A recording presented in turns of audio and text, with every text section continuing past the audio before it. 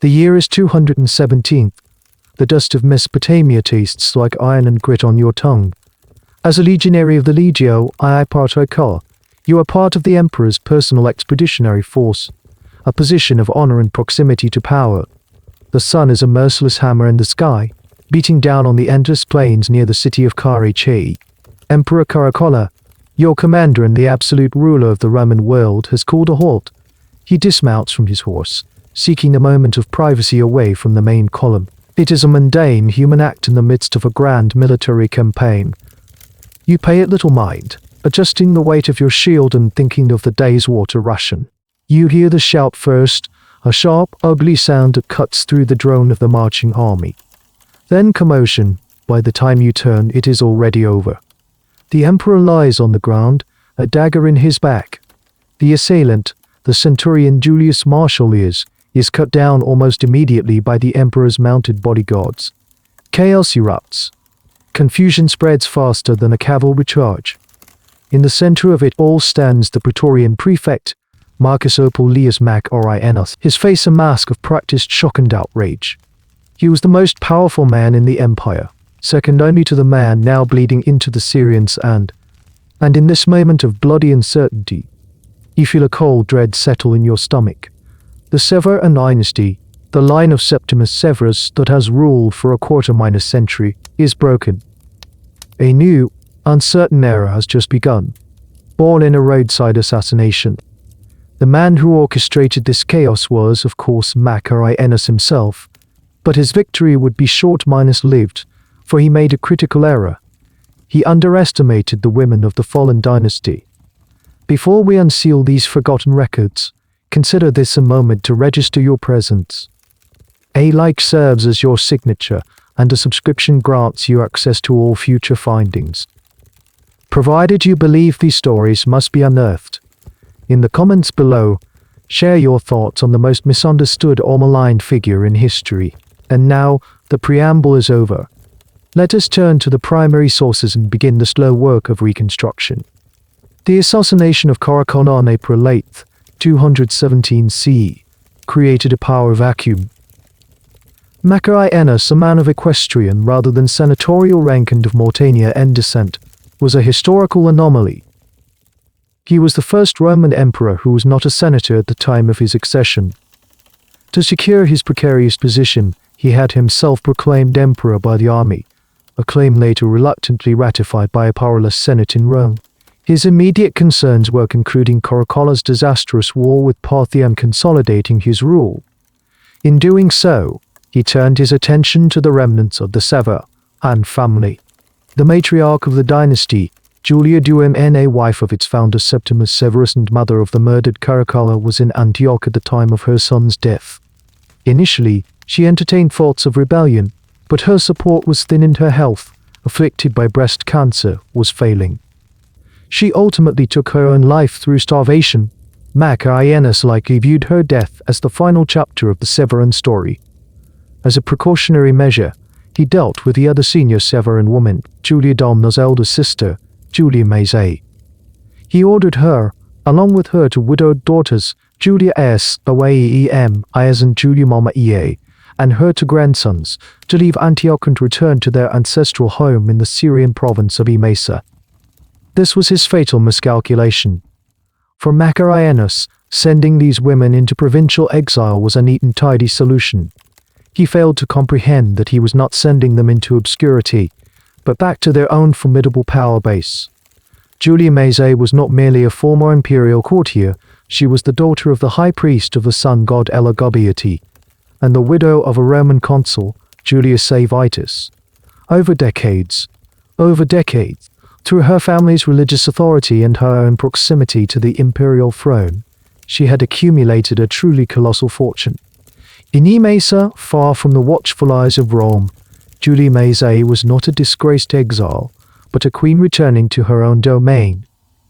The city was home to the magnificent temple of Elagobael, a center of pilgrimage and immense wealth. Her family held the hereditary high priesthood of this cult, a position of immense local prestige and influence. Her two grandsons, the children of her daughters, were being raised within this priestly tradition. The elder, Various Avitus Basianus, then around 14 years old, was already serving as the new high priest. He was a charismatic and striking figure, known for performing the cult's ecstatic rituals in elaborate silks and jewels. From this secure base, the brilliant and ruthless Julia Maesa began to plot. She observed Macrinus growing in popularity. The new emperor had settled the Parthian War with a peace treaty that many in the army viewed as dishonorable, involving the payment of a massive indemnity. Furthermore, his necessary but unpopular official reforms, which included cutting legionary pay, bred dissent among the very soldiers who had put him in power. The Legio II Gallica, station conveniently Mesa, was particularly restless. Julia Maesa possessed the motive, the means, and the opportunity. All she needed was a legitimate minus seeming candidate to rally the disaffected soldiers. And so she devised a masterstroke of political propaganda. She began to circulate a carefully crafted rumor, bolstered by generous donations from her personal treasury to any soldier willing to listen. The rumor was simple, potent, and utterly false that her handsome grandson, the high priest Basianus, was not the son of his late father. She claimed the secret, illegitimate son of the recently murdered and increasingly lionized Emperor Caracolla, who had supposedly slept with his cousin Julia S. Ayas during his time in the East. By this narrative, Basianus was not a provincial priest, but the true heir to the Severan dynasty, cheated of his birthright by the usurper Macrinus. The stage was being set for a civil war, conceived and directed by a woman the new emperor had dismissed as a harmless provincial widow. The object of this potent political fiction, various Avitus Basianus, was in many ways a being forged in a world entirely alien to the Roman military and political mind. To understand the emperor he would become, one must first understand the priest that he was. His identity was not rooted in the senatorial traditions of Rome or the rugged pragmatism of the legions, but in the ancient, syncretic religious landscape of Syria. He was the product of generations of priestly power, a living vessel for a god that Rome did not know and could not comprehend. His entire worldview had been shaped within the sacred precinct of the great temple at Emesa, where he was not a subject, but a king in all but name. The deity he served was El, a local manifestation of the Semitic sun god Hadid, whose name likely derived from the words El, meaning God, and Gobiel, meaning mountain. He was, in essence, the god of the mountain. Unlike the anthropomorphic deities of the Greco-Roman pantheon, the sculpted, human-like figures of Jupiter, Apollo, or Mars El was not represented by a statue. The god's physical manifestation, its holiest relic, was an iconical stone, a Bytyl. This was likely a meteorite, believed by its followers to have fallen from the heavens, a direct and dun-shaped gift from the divine realm. The cult was immensely old, powerful, and wealthy, attracting pilgrims and tribute from across the eastern provinces. The temple itself was a wonder of provincial opulence, laden with gold and silver offerings accumulated over centuries. Within this environment, the young high priest Basianus was the focal point of all ritual and adoration. From his earliest years, he was conditioned to see himself as the intermediary between the celestial and the mortal. His life was a series of elaborate public performances, surviving historical descriptions, though filtered through a hostile Roman lens, paint a consistent picture. During religious festivals, he would appear in robes of purple silk threaded with gold, a stark contrast to the simple white-walled togas of Roman priests. He wore priceless necklaces, bracelets, and a jeweled diadem upon his head, from which hung various charms and amulets. His eyes were darkened with kohl, his cheeks rouged with cosmetics, a presentation that Roman observers would later decry as effeminate and utterly foreign. The rituals he led were not the solemn, formulaic state ceremonies of Rome. They were ecstatic, sensory experiences. Basianus would lead the processions, dancing and whirling to the frenetic music of flutes, drums, and cymbals. He was not a detached efficient reciting memorized lines. He was an active, central participant in a state of religious fervor. The rites involved opulent sacrifices of oxen and sheep, their blood staining the temple altars. Incense, heavy and sweet, would fill the air as the local nobility and populace watched, captivated by the spectacle of their beautiful young priest communing with his celestial god. This upbringing had profound psychological consequences. Barcinas had never known a world where his spiritual authority was questioned. He was surrounded by attendants, eunuch priests, and a congregation that venerated him as the chosen one of his deity. His sense of self was intrinsically linked to divine will in public pageantry. The concepts of senatorial debate, republican tradition, or military discipline were abstract, irrelevant concepts from a distant land. His reality was one where power was absolute, expressed through lavish display, unlegitimized by divine mandate. He understood that to lead was to be the most dazzling, most devout, most central figure in any ceremony. He was in effect being trained to be the absolute monarch of a theocracy, a role that did not exist in the Roman political structure. It was this exotic, charismatic figure that Julia Maesa now presented to the restless legions. The soldiers of the Legio II Gallica, garrisoned at Roffa and Neri Mesa, were particularly receptive. They remembered Caracolla with fondness, an emperor who was, for all his brutality, a true soldier who understood their value. They despised Matriarch for his perceived weakness and his penny-minus pinching reforms. When Julia Maesa's agents arrived, bearing not just stories but sacks of gold, the soldiers were ready to believe. They were shown the handsome teenager whose supposed resemblance to Caracolla was emphasized. They saw his wealth, his confidence, and the fervent loyalty he inspired in his local followers. On the night of May 16th, 218 CE, the plan was put into action. Barcinas now presented to the world under a new, more Roman-sounding name. Marcus Aurelius Antoninus was smuggled into the Gallica camp. He was the same age Caracolla had been when his own father, Septimus Severus, had come to power. The symbolism was potent. The soldiers, their loyalty bought and their sentiments stoked, hailed him as emperor. The rebellion had begun. The boy-priest of Emesa, who had until now commanded only a cult, was now in command of a Roman legion, and on a direct collision course with the ruling emperor of the known world. He was no longer just the instrument of his god, he was now the instrument of his grandmother's ambition. The acclamation of the new Marcus Aurelius Antoninus inside the camp at Roffa, NEA, was not a spontaneous event, it was a meticulously staged piece of political theater. The core of the performance was the fabrication of his parentage, a narrative so audacious that its very simplicity made it effective.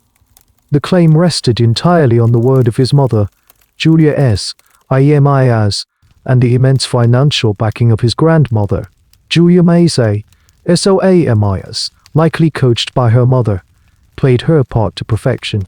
She presented herself to the legionaries not as the widow of a provincial aristocrat, but as the wronged cousin of a murdered emperor, now revealing the long-held secret of her son's true father. She walked among the soldiers, presenting the handsome youth as the living image of Caracolla, a direct continuation of the Severan bloodline. This narrative, however emotionally resonant, was anchored by a far more tangible incentive. Julia Maesa's vast fortune was systematically deployed. Each soldier who swore an oath of allegiance to the new emperor received a substantial donative, a cash bonus that immediately eclipsed whatever meager pay they were receiving under Macrinas austerity measures. The message was clear and potent: loyalty to the Severan cause would be rewarded, not just with the restoration of a legitimate dynasty, but with gold. The fabrication was the pretext, the payment was the catalyst. News of the rebellion traveled quickly to Antioch, where Macrinas was residing. His initial reaction, as recorded by the historian Cassius Dio, was one of dismissal and contempt. He failed to grasp the seriousness of the threat, viewing it as a minor, localized insurrection orchestrated by a pair of hysterical women and an effeminate boy. In his communications to the Senate in Rome, he derided the pretender, refusing to use his assumed imperial name and referring to him simply as Barcinas, or mockingly, the false Antoninus. He attempted to counter the Severan propaganda by attacking the boy's character, emphasizing his exotic priesthood, his Syrian customs, and what he termed his unmanly appearance. It was a classic Roman political tactic to portray a rival as a foreign, decadent other, but it failed to account for the deep-seated discontent within his own army. Believing the revolt could be crushed easily, Macrianus did not immediately march his full force against the rebels. Instead, he dispatched his praetorian prefect, Ulpius Julianus, with a cavalry detachment, expecting a swift and decisive victory. This proved to be a critical error. When Julianus arrived to besiege the camp at Rotha Nea, he found not a confused mob but a fortified and defiant legion. The besieged rebels had a powerful psychological weapon at their disposal. They displayed Barcianus and his mother on the ramparts, appealing to the attacking soldiers as fellow loyalists of the true Severan heir. They also engaged in a more brutal form of persuasion. The severed heads of several of Julian USS scouts, who had been captured, were thrown over the walls. The decisive moment came not through combat, but through defection. During the night, agents of Julia Maesa, laden with golden promises, slipped into Julian USS camp. They targeted the Centurion's unstandard minus bearers, reminding them of their former loyalty to Carcoll and the material benefits that would come with switching their allegiance. The propaganda from the ramparts, combined with the lure of treasure in the darkness, proved irresistible. A significant portion of the prefect's force had deserted to the other side. Ulpius Julianus was forced to flee for his life, but was soon captured and executed. His head was sent to Macrianus in Antioch, a grim testament to the failure of his half-hearted response. The victory, small as it was, had an electrifying effect. It lent an aura of success and divine favor to the rebellion. Other legions in the region, hearing of the defection and the generous donatives being offered, began to waver in their loyalty to Macrianus. In Rome, the Senate, acting on the information provided by Macrianus, dutifully declared Barcianus, Julia Maesa, and Julia as public enemies. But this was a hollow decree. The fate of the empire would not be decided by legal declarations in the Curia, but by the shifting loyalties of armed legions on the plains of Syria. The fabrication of a Caesar had been successfully transformed into a credible military threat. The fiction had taken on a life of its own, marching forward on the legs of paid and persuaded Roman soldiers, and Macrianus was only now beginning to understand the mortal danger he was in. The arrival of Ulpius Julianus's head in Antioch shattered Emperor Macrianus's complacency. The provincial squabble he had disdained had metastasized into a full-blown civil war, and the phantom of a Severan restoration now commanded a veteran legion and a growing coalition of defectors. Panic replaced arrogance. Macrianus' primary task was now survival, which required the swift and total annihilation of the rebel force. He began to consolidate his loyalist troops, foremost among them the elite Praetorian Guard who were quartered with him in Antioch. As a political countermeasure to the dynastic claims of his rival, he elevated his own young son, Diadumenian, from the rank of Caesar to the supreme title of Augustus, making him co-emperor. It was a desperate attempt to manufacture a dynasty of his own, to offer the soldiers a vision of continuity. He also promised the Praetorians a substantial donative upon their victory and restored some of the pay cuts that had made him so unpopular. With his preparations made, Macrianus marched his army out of Antioch. His force was professional and, in its core components, highly disciplined. The Praetorian Guard, in particular, represented the pinnacle of Roman infantry, soldiers whose loyalty was, in theory, absolute. The rebel army, led nominally by the eunuch Nys, a tutor advisor from the Emson court, marched to meet them. Though Nys had no military experience, he proved to be a competent and inspirational leader. The true heart of the rebel force, however, remained the Severan women. Julia Maesa and Julia S. Oiemis accompanied the army, their presence a constant, visible reminder to the soldiers of the cause for which they fought and the treasure that would reward their victory. The two armies met on June 8, 218 CE, in a plain near a village that served as a customs post about 20-4 miles from Antioch. The ensuing battle was not a display of brilliant tactical maneuvering, but a brutal, grinding infantry contest. Macrianus' Praetorians immediately demonstrated their superior training and discipline. They held their line with professional resolve, absorbing the initial charge of the Syrian legions. Then methodically, They began to push back.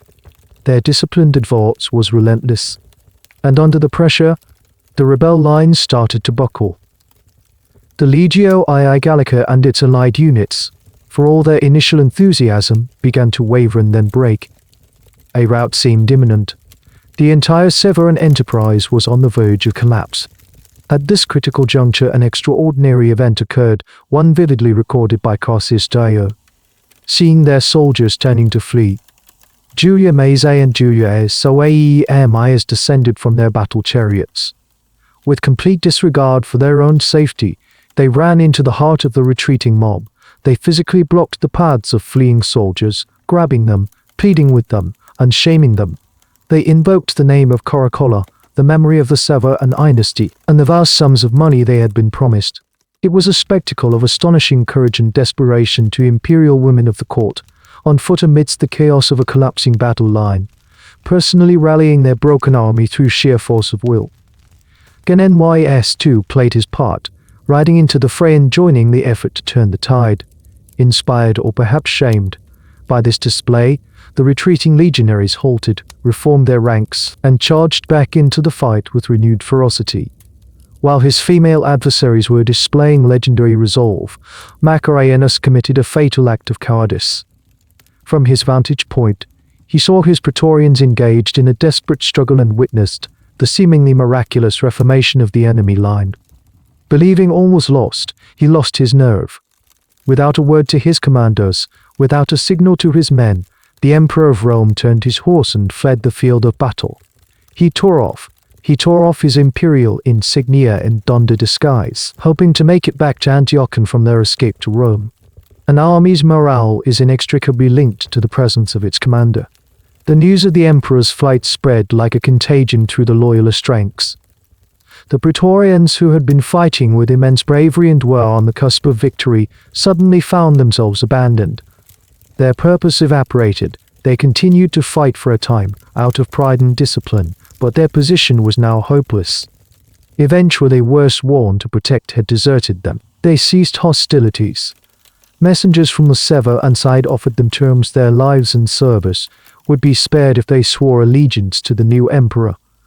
Isolated and betrayed by their leader, the Praetorians accepted. The battle was over. The teenage priest from Immerse was now, by right of combat, the master of the Roman East. Macrinus' flight was futile. He was captured a few days later at Chalcedon, on the Asiatic shore of the Bosporus, as he awaited a ship to cross into Europe. He was executed, and his head was sent back to his victorious rival. His 9-year-old son and co-emperor, Diadumenian, who had been sent for safekeeping to the Parthian court, was also intercepted and killed.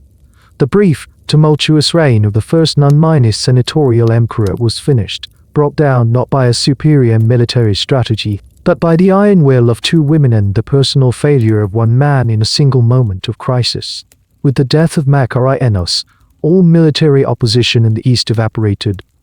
The 14-year-old high priest, now the undisputed master of the Roman Empire, began his journey from Syria to the heart of imperial power in Rome. This was not, however, a swift march to consolidate his victory. Instead, a legible name he would later adopt, forever linking him with his god, embarked on a slow, deliberate, and deeply provocative procession that lasted for more than a year. The journey itself became an act of governance, a rolling pageant designed to introduce his alien religious and cultural identity to the empire he now ruled.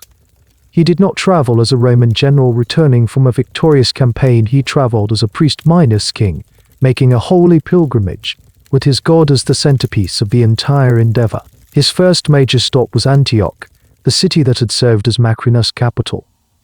He spent the winter of 218-219 CE there, establishing his nascent imperial administration. It was from Antioch that he sent his first official communications to the Senate in Rome. The letters were a study in contradiction. On the one hand, he sought to legitimize Roman terms.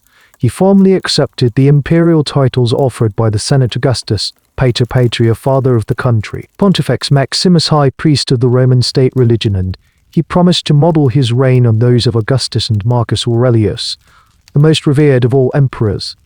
He pardoned the senators who had sided with Mac-Inos, a gesture of clemency designed to win their favor. Yet alongside these conciliatory gestures there were deeply unsettling signs of the revolutionary changes to come. One of the most significant was his treatment of his nominal military commander, the eunuch Gan-Nys. Despite Gan-Nys's critical role in the victory at Antioch, Elagabalus soon turned against him.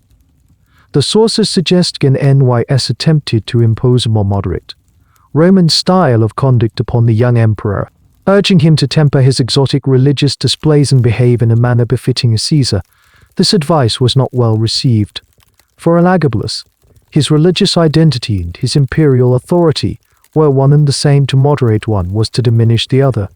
Feeling his authority challenged, the young emperor, according to Cassius Dio, personally struck down his former mentor with a sword in the middle of the court. Whether he delivered the fatal blow himself or merely ordered it, the message was unambiguous. No one, not even his most loyal supporter, would be permitted to stand between the emperor and his divine will. From Antioch, the imperial court moved to Bithynia for the winter, making its temporary seat at Nicomedia.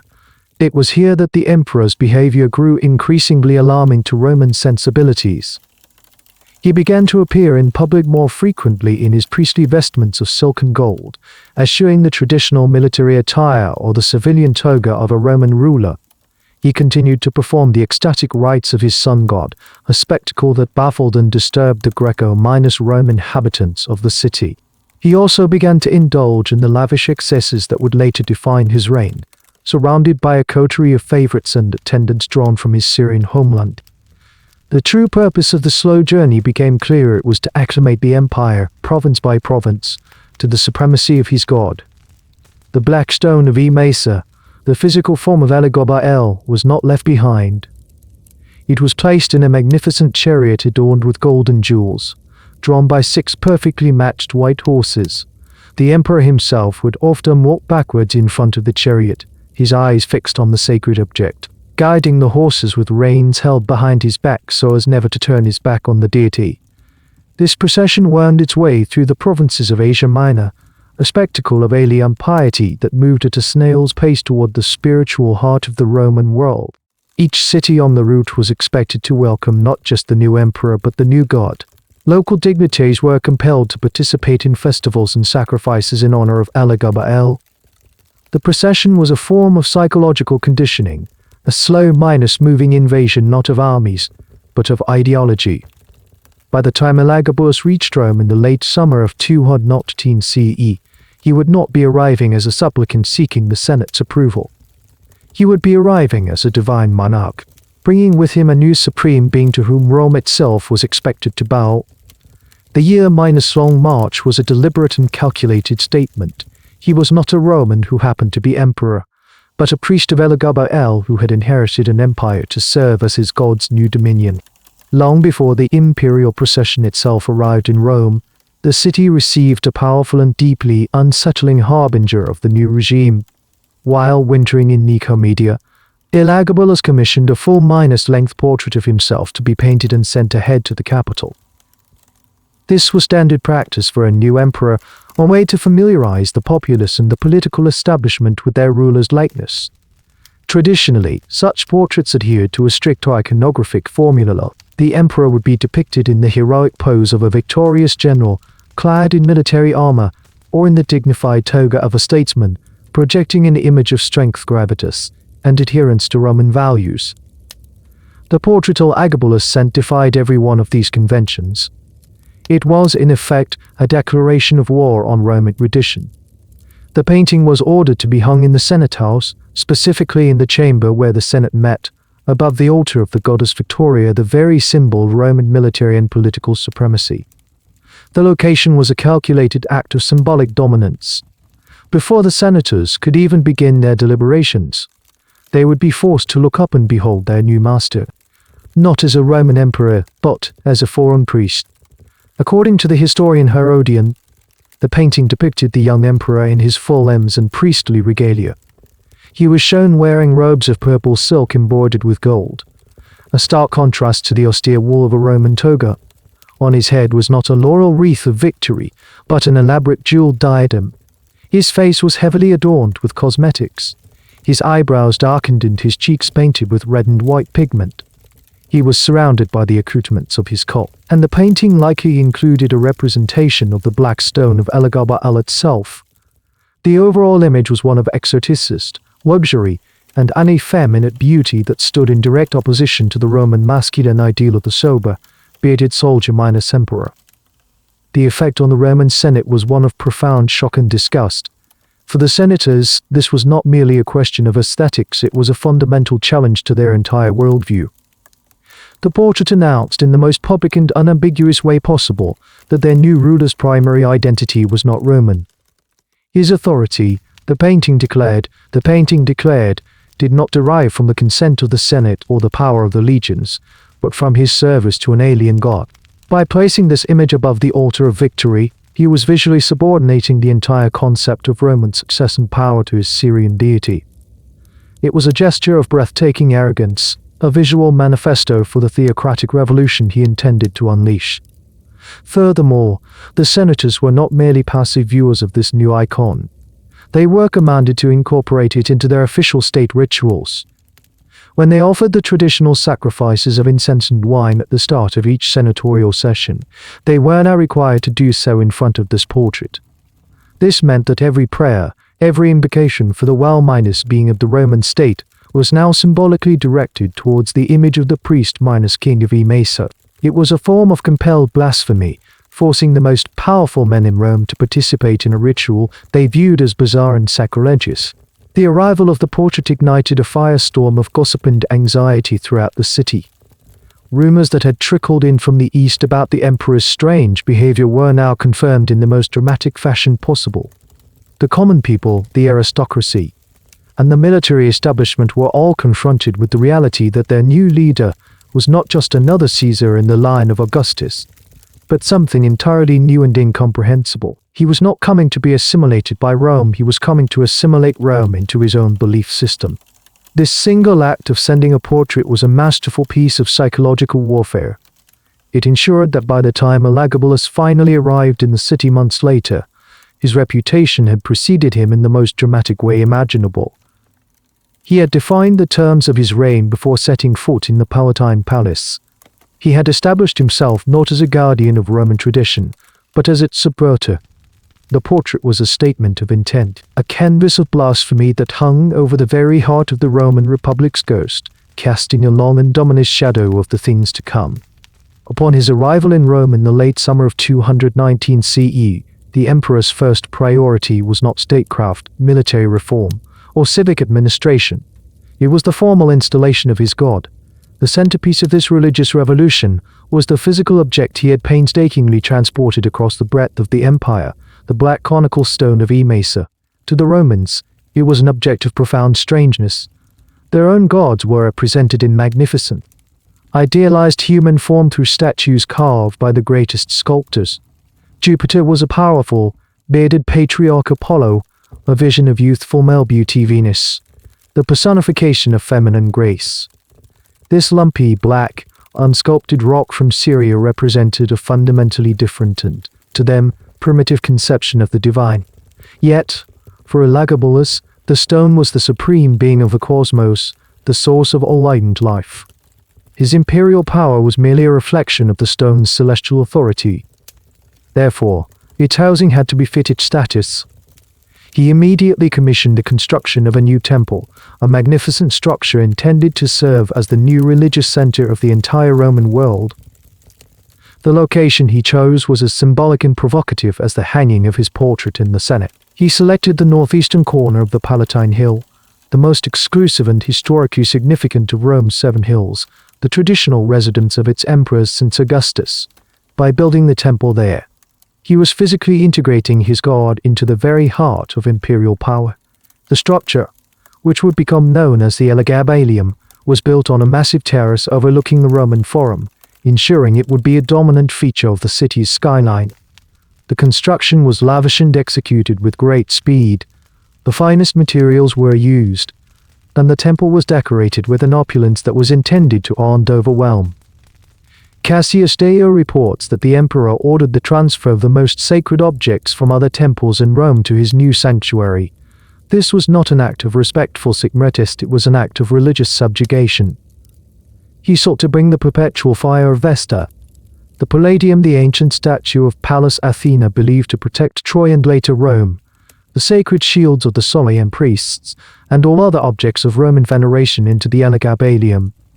His stated goal was that no god could be worshipped in Rome except in association with Elegabal. The formal procession that brought the stone to its new home was a spectacle unlike anything Rome had ever witnessed. It was a reenactment and amplification of the daily rituals he had performed in Maesa. The stone was placed on a chariot adorned with gold and gems, drawn by 6 white horses, which were themselves adorned with gold fittings. Elagabalus, dressed in his silk vestments, walked backwards before it, guiding the horses. The entire Senate and the equestrian order were compelled to march in the procession, carrying torches and ceremonial objects. The streets were strewn with flowers, and sacrifices were made on temporary altars set up along the route. The public reaction was a mixture of curiosity, confusion, and horror. For some, the sheer spectacle and lavishness may have been entertaining, but for the traditional Roman aristocracy and priesthoodess, it was a profoundly disturbing event. They were witnessing the systematic dismantling of their ancestral religious order. The emperor, who was supposed to be the Pontifex Maximus, the chief guardian of Roman religion, was actively working to subordinate it to a foreign deity, represented by a meteorite. The stone itself became the focus of daily, elaborate worship. Elagabalus would perform his ecstatic dances before it, accompanied by the music of cymbals and drums. The sacrifices were immense. Herodian describes vast hecatombes, the ritual slaughter of 100 bulls at a time, their blood flowing freely on the new altar. The finest wines were mixed with the blood and poured as libations. The emperor insisted that the highest ranking senators participate in these rituals, forcing them to attend in person and even assist in the ceremonies, carrying the entrails of the sacrificed animals for divination. 8 asked they considered demeaning and barbaric. The black stone of Maesa, once a provincial deity, was now positioned at the center of the Roman universe. Its temple stood beside the emperor's palace, a constant, looming presence. It was more than just a symbol of the emperor's personal faith, it was the instrument of his policy. Through the elevation of the stone, Elagabalus was attempting to fundamentally engineer Roman society, politics, and identity, replacing the shared heritage of the Greco-Roman pantheon with a singular, absolute devotion to his own celestial monarch.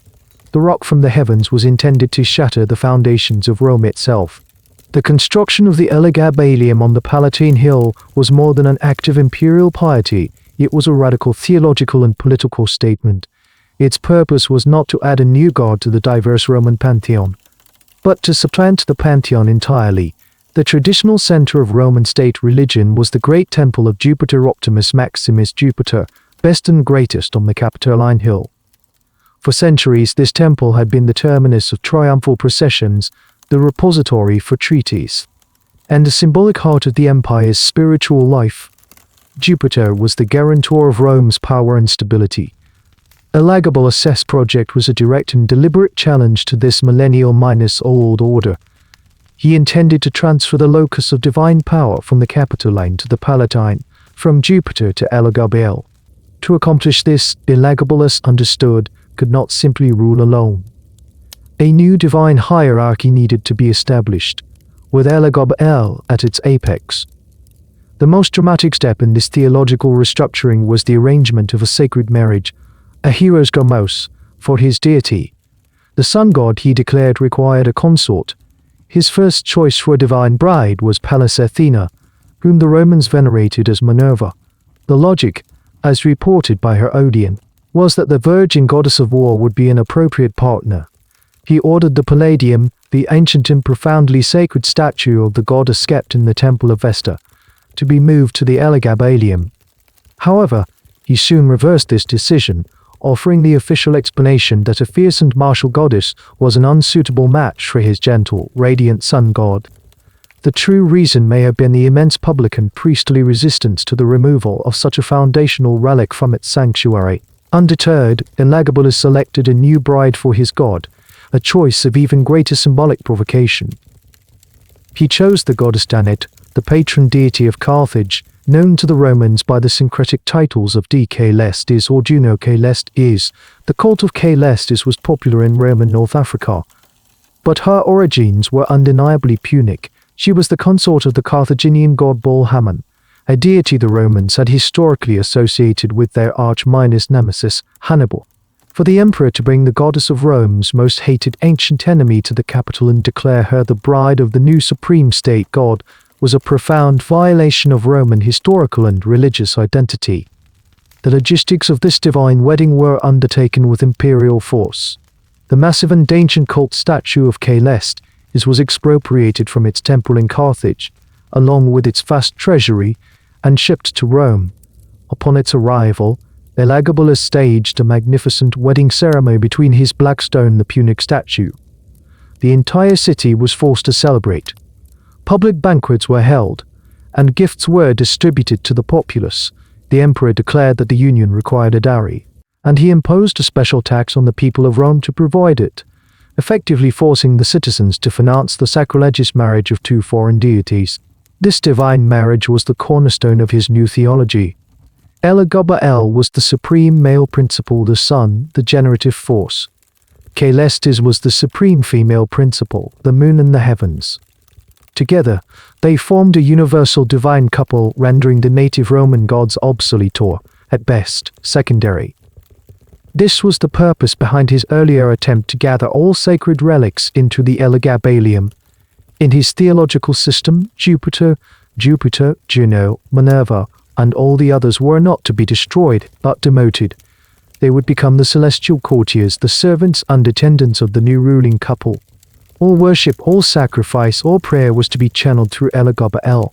The emperor's role as Pontifex Maximus was utterly perverted in this process. The title designated the chief priest as the primary guardian of Roman religious law. The Pax Deorum, the peace of the gods, which maintained the delicate balance between the human and divine realms through the correct performance of ancestral rites. Elagabalus used his authority not to preserve this balance, but to shatter it. He acted not as the chief priest of Rome, but as the exclusive priest of Elagabalus, making the Roman state the servant of his personal cult. He was, in essence, privatizing the religion of the empire. By elevating his god to a position of cosmic supremacy, he was by extension elevating himself. As the sole intermediary and self-proclaimed son of Elagabalus, his own authority became absolute and divinely sanctioned, beyond the reach of the Senate, the army or tradition. Jupiter, the protector of the Republic and the Empire, had been symbolically dethroned and replaced by a Syrian meteorite, whose power was wielded by a teenage emperor intent on remaking the universe in his own image. The divine order had been officially overturned. The subversion of the human order would soon follow. Having reordered the heavens by arranging the marriage of his god, Elagabalus proceeded to mirror this divine union in his own mortal life. His personal relationships, like his public policy, became extensions of his religious project. For a Roman emperor, marriage was a critical to love statecraft. It was used to forge alliances with powerful families, to produce a legitimate heir, and to produce a legitimate heir, and to project an image of domestic stability and traditional Roman virtue virtus. Elagabalus, however, treated marriage not as a political institution, but as another form of theological performance art, and in doing so, he committed one of the most profound acts of sacrilege imaginable to the Roman mind. Shortly after his arrival in Rome, in late 219 or early 220 C, he was married to Julia Cornelia Paula, a young woman from a distinguished patrician family. From a conventional perspective, this was an excellent political match. It connected the new Syrian emperor to the highest echelons of the Roman aristocracy and was intended to placate the nervous senatorial elite. The wedding was an occasion of unparalleled extravagance, with lavish public games and distributions of money. Cornelia Paula was granted the title of Augusta, and her face appeared on the imperial coinage. For a brief moment, it seemed as though the emperor might be persuaded to adopt a more traditional path, integrating himself into the Roman system through this respectable union. This period of convention was fleeting. Within a year, Elagabalus divorced Cornelia Paula, stripping her of the Augusta title and dismissing her from the palace. The official reason given was that she had a bodily blemish, an excuse so flimsy and insulting that it only highlighted the emperor's capricious nature. His true motivation, however, soon became terrifyingly clear. He had set his sights on a new bride, a woman whose selection would constitute a direct assault on the spiritual foundations of Rome itself. Julia Maesa, a member of the College of Vestal Virgins. To comprehend the magnitude of this act, one must understand the unique and sacred role of the Vestales in Roman society. They were the priestesses of Vesta, the virgin goddess of the hearth, home and family. Their primary duty was the maintenance of the sacred fire in the Temple of Vesta, located in the heart of the Roman Forum. This fire was believed to be inextricably linked to the eternity and security of Rome. If it were to go out, it was an omen of catastrophic disaster for the state. To perform this sacred duty, the 6 Vestales were bound by a solemn 30-year vow of absolute chastity. Their purity was not merely a personal attribute, it was a matter of national security, a guarantee of the Pax Deorum, the state of peace and right relations between Rome and its gods. A Vestal who broke her vow of virginity was guilty of incestum, a crime of religious pollution that was thought to endanger the entire community. The punishment was one of the most solemn and horrific in Roman law, because her blood be executed in a conventional manner. Instead, she was taken in a closed celaritus, the accursed field. There she was lowered into a subterranean chamber with a small amount of bread, water, milk, and oil, and a single lamp. The entrance was then sealed, and the earth leveled above her. She was entombed alive, left to perish in the darkness, a symbolic return to the earth to appease the offended deities. Her male partner in the crime would be publicly flogged to death in the Forum. This was the sacred law that Elagabalus chose to shatter. He had Aurelius Avera forcibly removed from the house of the Vestales and, in a ceremony that shocked the city to its core, declared her his wife. The act was a calculated and deliberate profanation. He did not attempt to hide it, he celebrated it and provided it theological justification for it. As recorded by both Cassius Dio and Herodian, Elagabalus announced that it was perfectly fitting for him, a high priest's orchestrate, to marry a high priestess orchestrates. He declared that from this most holy of unions, God-like children would be born. This justification revealed the depths of his revolutionary and, to the Romans, insane theology. He was attempting to create a human parallel to the divine marriage he had orchestrated for his god. Just as the sun god Elagabalus had taken a divine consort, he, the god's chief representative on earth, would take a human consort of equal religious stature. In his mind, he was not committing sacrilege, he was performing an act of supreme piety within his own religious framework. For the Roman Senatan people, however, it was the ultimate act of blasphemy. The emperor, the Pontifex Maximus, the chief protector of Roman religious tradition, had personally defiled its most sacred institution. He had polluted the city, broken the compact with the gods, and invited divine wrath upon the empire for the sake of his own perverse experiment. The marriage to the Vestal Virgin was a point of no return. It cemented his reputation not merely as an eccentric or a debauched ruler, but as a host as dear a man enemy of the gods, and therefore an enemy of Rome itself. The marriage to the Vestal Virgin Aurelia Severa was not an isolated act of madness, but rather the centerpiece of an imperial marital policy characterized by unprecedented instability. The emperor's unions were not affairs of state, but a series of impulsive, symbolic, and ultimately disposable gestures. In the space of less than 4 years, Elagabalus would marry and divorce at least 4 women, turning the position of Augusta, the most dignified female role in the Roman world, into a temporary appointment subject to his volatile whims. This revolving door of imperial consort served to further dismantle the dignity of his office and underscore his contempt for Roman tradition. His first marriage, to the noblewoman Julia Cornelia Paula, had been a concession to convention, an apparent attempt to build a bridge to the Roman aristocracy. Its dissolution after less than a year, on the trivial pretext of a physical imperfection, signaled that such concessions were temporary.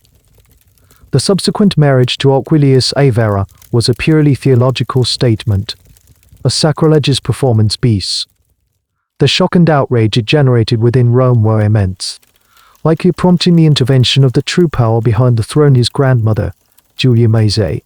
Maesa, the architect of his rise to power, was a shrewd and pragmatic political operator. She would have recognized the catastrophic damage the Vestal marriage was inflicting on the stability of the dynasty. A new, more police required to repair the breach with the senatorial class, and so in 221 C, Elagabalus abruptly divorced the Vestal priestess and entered into his third marriage. His choice of bride was a masterstroke of political calculation, bearing all the hallmarks of his grandmother's influence. He married Annia Aurelia Faustina, a woman of impeccable and powerful lineage. Not only was she a descendant of a prominent consular family, but more importantly, she was a great minus granddaughter of the deified Emperor Marcus Aurelius. This was a union of immense symbolic power. Elagabalus had already appropriated the name Marcus Aurelius Antonius in an attempt to link himself to the revered Antonine dynasty. By marrying a direct blood relative of the philosopher minus emperor, he could give that claim a tangible legitimacy. To make Annia Faustina available, her current husband, the senator Pomponius Bassos, was conveniently charged with treason and swiftly executed. The marriage took place, and for a second time, a new Augusta was minted on the imperial coinage. To the anxious Senate, it might have seemed that a corner had been turned. The emperor, perhaps finally heeding the counsel of his grandmother, was setting aside his bizarre religious obsessions in favor of a respectable and politically advantageous alliance. It was a brief and ultimately false dawn. The moderating influence of Julia Maesa and the political logic of the marriage to Annia Faustina proved no match for the emperor's all-consuming religious fanaticism. Before the year was out, he divorced Faustina and, in an act that defied all political reason, remarried his second wife, the Vestal Virgin Aquilius Avera. The public explanation, if one was even offered, is lost to history, but the emperor's motivation seems clear. The union with Annia Faustina may have served a political purpose, but it did not serve his theological one. His marriage to Aquilius Avera was, in his own mind, a sacred calling, the necessary union of a priest and priestess destined to produce divine offspring. The allure of this sacrilegious destiny was far more powerful to him than any earthly political alliance. This return to the default Vestal was the definitive moment that proved his ink or rigability to the Roman establishment. It demonstrated that no amount of counsel, no political advantage could dissuade him from his path. He was not merely neglecting Roman traditions, he was actively hostile to them, and would discard any semblance of conformity the moment it conflicted with his personal religious theatre.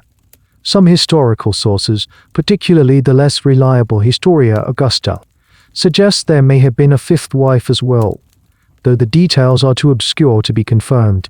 The cumulative effect of this marital chaos was profoundly destabilizing. The empress was meant to be a symbol of continuity, maternity, and Roman domestic virtue.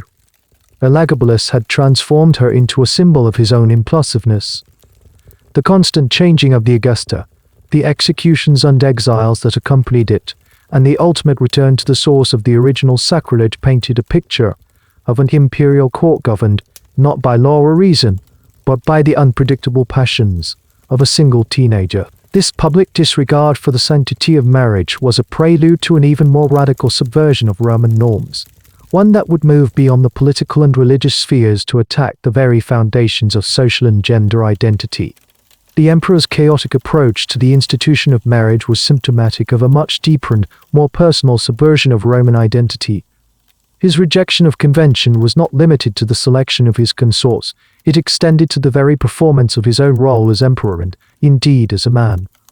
The Roman ideal of the emperor was inextricably linked to the concept of vir, the quintessential Roman male. This ideal encompassed martial prowess, civic duty, personal austerity, and an unwavering public dignity. Elagabalus systematically dismantled this ideal, piece by piece, replacing it with a persona so alien to Roman sensibilities that it was perceived not merely as eccentric, but as a monstrous inversion of the natural order. This performance of a new identity began with his physical appearance. Upon taking up residence in the palace, he largely abandoned traditional Roman attire.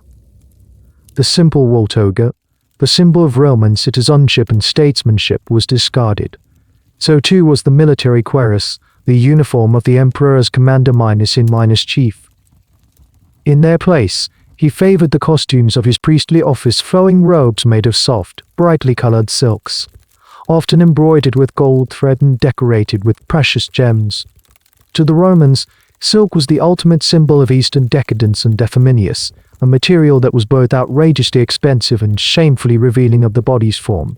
For an emperor to wear it as his daily attire was an affront to the austere values of his ancestors. His grooming and cosmetic habits were a further source of scandal. The historical accounts of Cassius Dio and Herodian are in agreement on this point. They report that the emperor removed all hair from his body, a practice Romans associated with courtesans and eunuchs. He would appear in public with his face painted, his eyes outlined with kohl and his cheeks rouged with white and red pigments. This was not the subtle grooming of a sophisticated aristocrat, but the heavy, stylized makeup of a stage performer or a foreign priest, and it profoundly violated the Roman masculine ideal of a naturally presented, often bearded visage. Beyond his attire, Elagabalus is reported to have consciously adopted feminine mannerisms. He cultivated a soft, high-pitched voice and a mincing gait.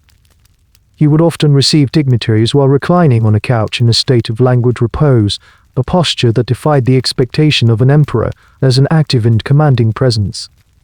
These were not private affectations, they were public performances. He delighted in shocking the grizzled senators and soldiers of his court with this carefully constructed persona. He reportedly demanded that his courtiers and lovers address him not as Dominus or Lord, but as Domina Lady. The performance reached its zenith in his relationships with his male favorites. While the next chapter will delve into the identity of his most famous male partner, it is here that we must analyze the role Elagabalus himself chose to play. In a public ceremony that mimicked a Roman wedding, Elagabalus was married to a man. Crucially, in this ceremony, the emperor did not play the role of the husband or groom, the dominant partner as Roman social structure would dictate. He cast himself as the bride. He was veiled, given away, and was said to have simulated the crying of a virgin bride. This was a complete and public inversion of his expected role. He was not merely engaging in same-sex relationships, which, while subject to certain social codes, were not unheard of for Roman emperors. He was formally and publicly assuming the passive, female role within that relationship, an act that, in the deeply patriarchal Roman mindset, was equivalent to a voluntary surrender of one's masculinity and, by extension, one's authority. The most extreme allegation regarding this subject comes from Cassius Dio, a contemporary senator who observed the reign firsthand, albeit with a clear bias. Dio claims that Elagabalus carried his identification to a physiological conclusion. He writes that the emperor designated a specific room in the palace for his activities, and that he approached the physicians of his time with a startling request. He offered them immense sums of money and the highest honors if they could, through surgical means, equip him with female genitalia. This account, whether factual or a fabrication born of senatorial horror, represents the ultimate expression of the emperor's perceived gender transgression. It suggests a desire not merely to act like a woman, but to physically become one. In the end, the historical record presents us with a complex and challenging portrait. Was this a deeply personal expression of gender identity, incomprehensible to the rigid categories of Roman society? Was it a form of religious expression, an attempt to emulate the androgynous nature of certain Eastern deities? Or was it the ultimate act of a teenage autocrat, who, having been granted absolute power, found his ultimate pleasure in the systematic and performative destruction of every social, religious, and sexual norm held sacred by the civilization he now ruled? The evidence does not permit a definitive diagnosis, only a clinical observation of the performance itself, a performance that would soon have a leading man. While Elagabalus took on the symbolic role of a bride in his own public performances, the role of his husband was filled by a man named Heracles. The rise of Heracles from the lowest rungs of society to the most powerful position in the imperial court is one of the most remarkable and scandalous episodes of the reign. He was not a senator, a general, or even a Roman of notable birth. According to Cassius Dio, Heracles was a Carian slave who had made a name for himself as a blonde-haired, handsome chariot driver in the great races that so captivated the Roman populace. The emperor first encountered him at a public spectacle, and their relationship began from that moment. The nature of their first meeting is itself a matter of historical debate. One version, recounted by Dio, states that Heracles suffered a fall from his chariot during a race, and as he stumbled near the imperial box, his helmet fell off, revealing his striking blonde hair. Elagabalus was said to have been instantly infatuated. Another, more salacious account from the Historia Augusta claims the emperor first saw Heracles as he was parading naked through the palace, a practice associated with certain athletes, and was captivated by his physique. Regardless of the specific circumstances, the attraction was immediate and all minus consuming. Elagabalus brought Heracles to the palace, freed him from slavery, and elevated him to a position of unparalleled intimacy and influence. This was not merely a private affair. Roman emperors before Elagabalus had taken male lovers. Hadrian's relationship with Antinous is the most famous example. However, these relationships were typically kept within certain bounds of decorum. The favorite might receive honors and wealth, but his public role was carefully managed. Elagabalus shattered these conventions. He did not treat Heracles as a favorite or a lover. He publicly and consistently referred to him as his husband. He insisted that Heracles be treated with the deference and respect due to an emperor's consort. He reportedly delighted in being called heir or wife, queen, and mistress. This public elevation of a former slave to a quasi-imperial status was a source of profound outrage for the Roman elite. Power and status in Rome were inextricably linked to birth, wealth, and a carefully prescribed career path through military and political service. Heracles possessed none of these. His authority derived solely from his sexual relationship with the emperor, a fact that both he and Elagabalus seemed to revel in.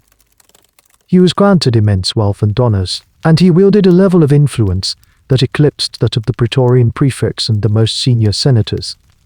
Access to the emperor was controlled by Heracles, and those who sought imperial favor or sought to avoid imperial wrath had to first curry favor with the ex-heir.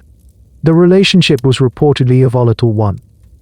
Elagabalus's affection was possessive and obsessive. Cassius Dio recounts that the emperor would fly into a rage if Heracles was suspected of having other lovers. He was also said to have taken a perverse pride in the physical abuse he allegedly suffered at the hands of Heracles. Dio claims the emperor would exhibit the black eyes and bruises he received from his husband, boasting that it was a sign of his lover's powerful devotion and virility. This public embrace of a submissive role of being physically dominated by his partner was the ultimate inversion of the Roman ideal of the emperor as the dominant, commanding figure. It was a performance of powerlessness from the most powerful man in the world, an act of supreme social and political heresy. Heracles's power was not just personal, it was institutional. He was a key figure in what critics called the emperor's cabinet of favorites. Important decisions of state, appointments to high office, and military commands were often influenced or directly decided by Heracles and a small circle of similarly unqualified individuals. This effectively created a shadow government within the palace, one that operated on the basis of personal women favoritism, bypassing the traditional structures of the Senate and the established bureaucracy. The elevation of Heracles was more than just an affair of the heart for the young emperor. It was a political act. By making a foreign slave his husband and granting him power over senators and generals, Elagabalus was demonstrating his ultimate contempt for the Roman social and political hierarchy. He was showing the world that in his empire, traditional markers of status were meaningless. The only thing that mattered was proximity to his person and his divine will. The blonde charioteer from Caria was the living embodiment of this new order, an order in which the bedroom of the emperor had become the true center of Roman government. The emperor's inversion of the marital hierarchy with Heracles was, however, merely the most formalized aspect of his broader assault on Roman sexual norms. The performance of gender and the public elevation of a male husband were shocking enough, but the historical sources, particularly Cassius Dio, levy an even more extreme and damning accusation. It is an allegation so profound in its implications that, whether literal or product of ultimate political slander, it represents the nadir of the emperor's reputation. The sources claim that Elagabalus did not merely take on the role of a wife within the palace, he took on the role of a common prostitute, turning the imperial residence into a venue for commercial sexual activity in which he was the main attraction. This accusation is detailed with a clinical specificity. Dow, a senator who would have had access to the torrent of rumors flowing from the court, states that Elagabalus set aside specific rooms within the Palatine Palace for this purpose. He is said to have stood naked at the entrance to these chambers, often behind a curtain which he would part, and solicited the various couriers, servants, and visitors who passed through the palace corridors. The report includes details of his supposed technique.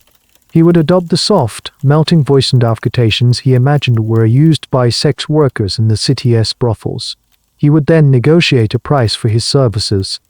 The narrative goes further, transforming this alleged personal degradation into a bizarre parody of imperial administration.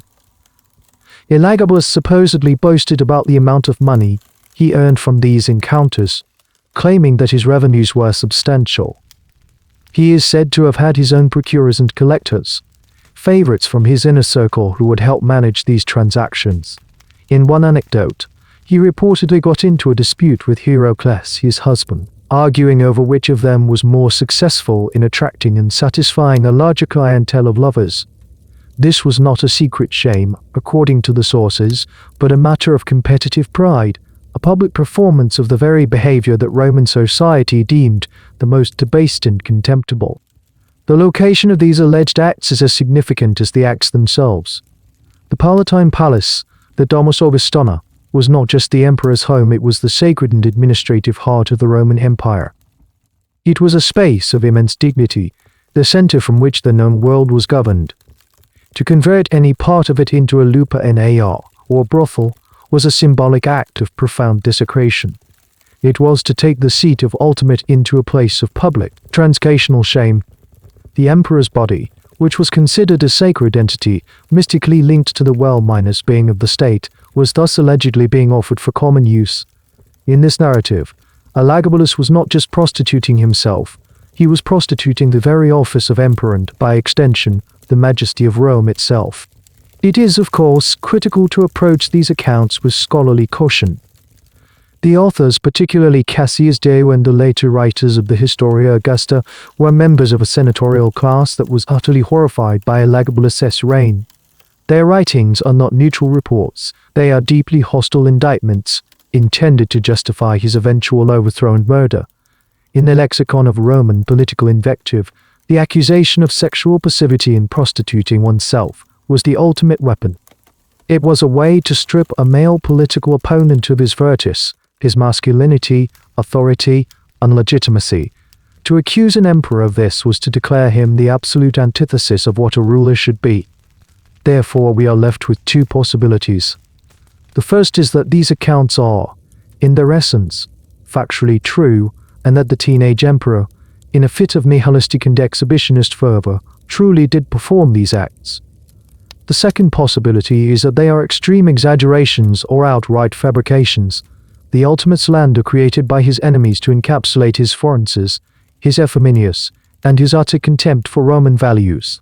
The story of the palace minus brothel is a potent political metaphor for a reign that prostituted Roman offices, sold justice for favors, and debased the dignity of the empire. Ultimately, the literal truth of the accusation is almost secondary to its historical impact. The fact that such a story could be told, circulated, and believed by the Roman elite demonstrates the complete and utter breakdown of the relationship between the emperor and the ruling class. It shows how his documented behavior, his priestly attire, his marriage to a Vestal, his public relationship with Heracles had made the most extreme and lurid accusations seem plausible. Whether he literally solicited men in the halls of the palace or not, his actions had already convinced the Senate that he was capable of anything. This personal degradation, real or symbolic, was mirrored in his administration of the empire, where the highest positions of public trust were about to be distributed with the same disregard for propriety and merit.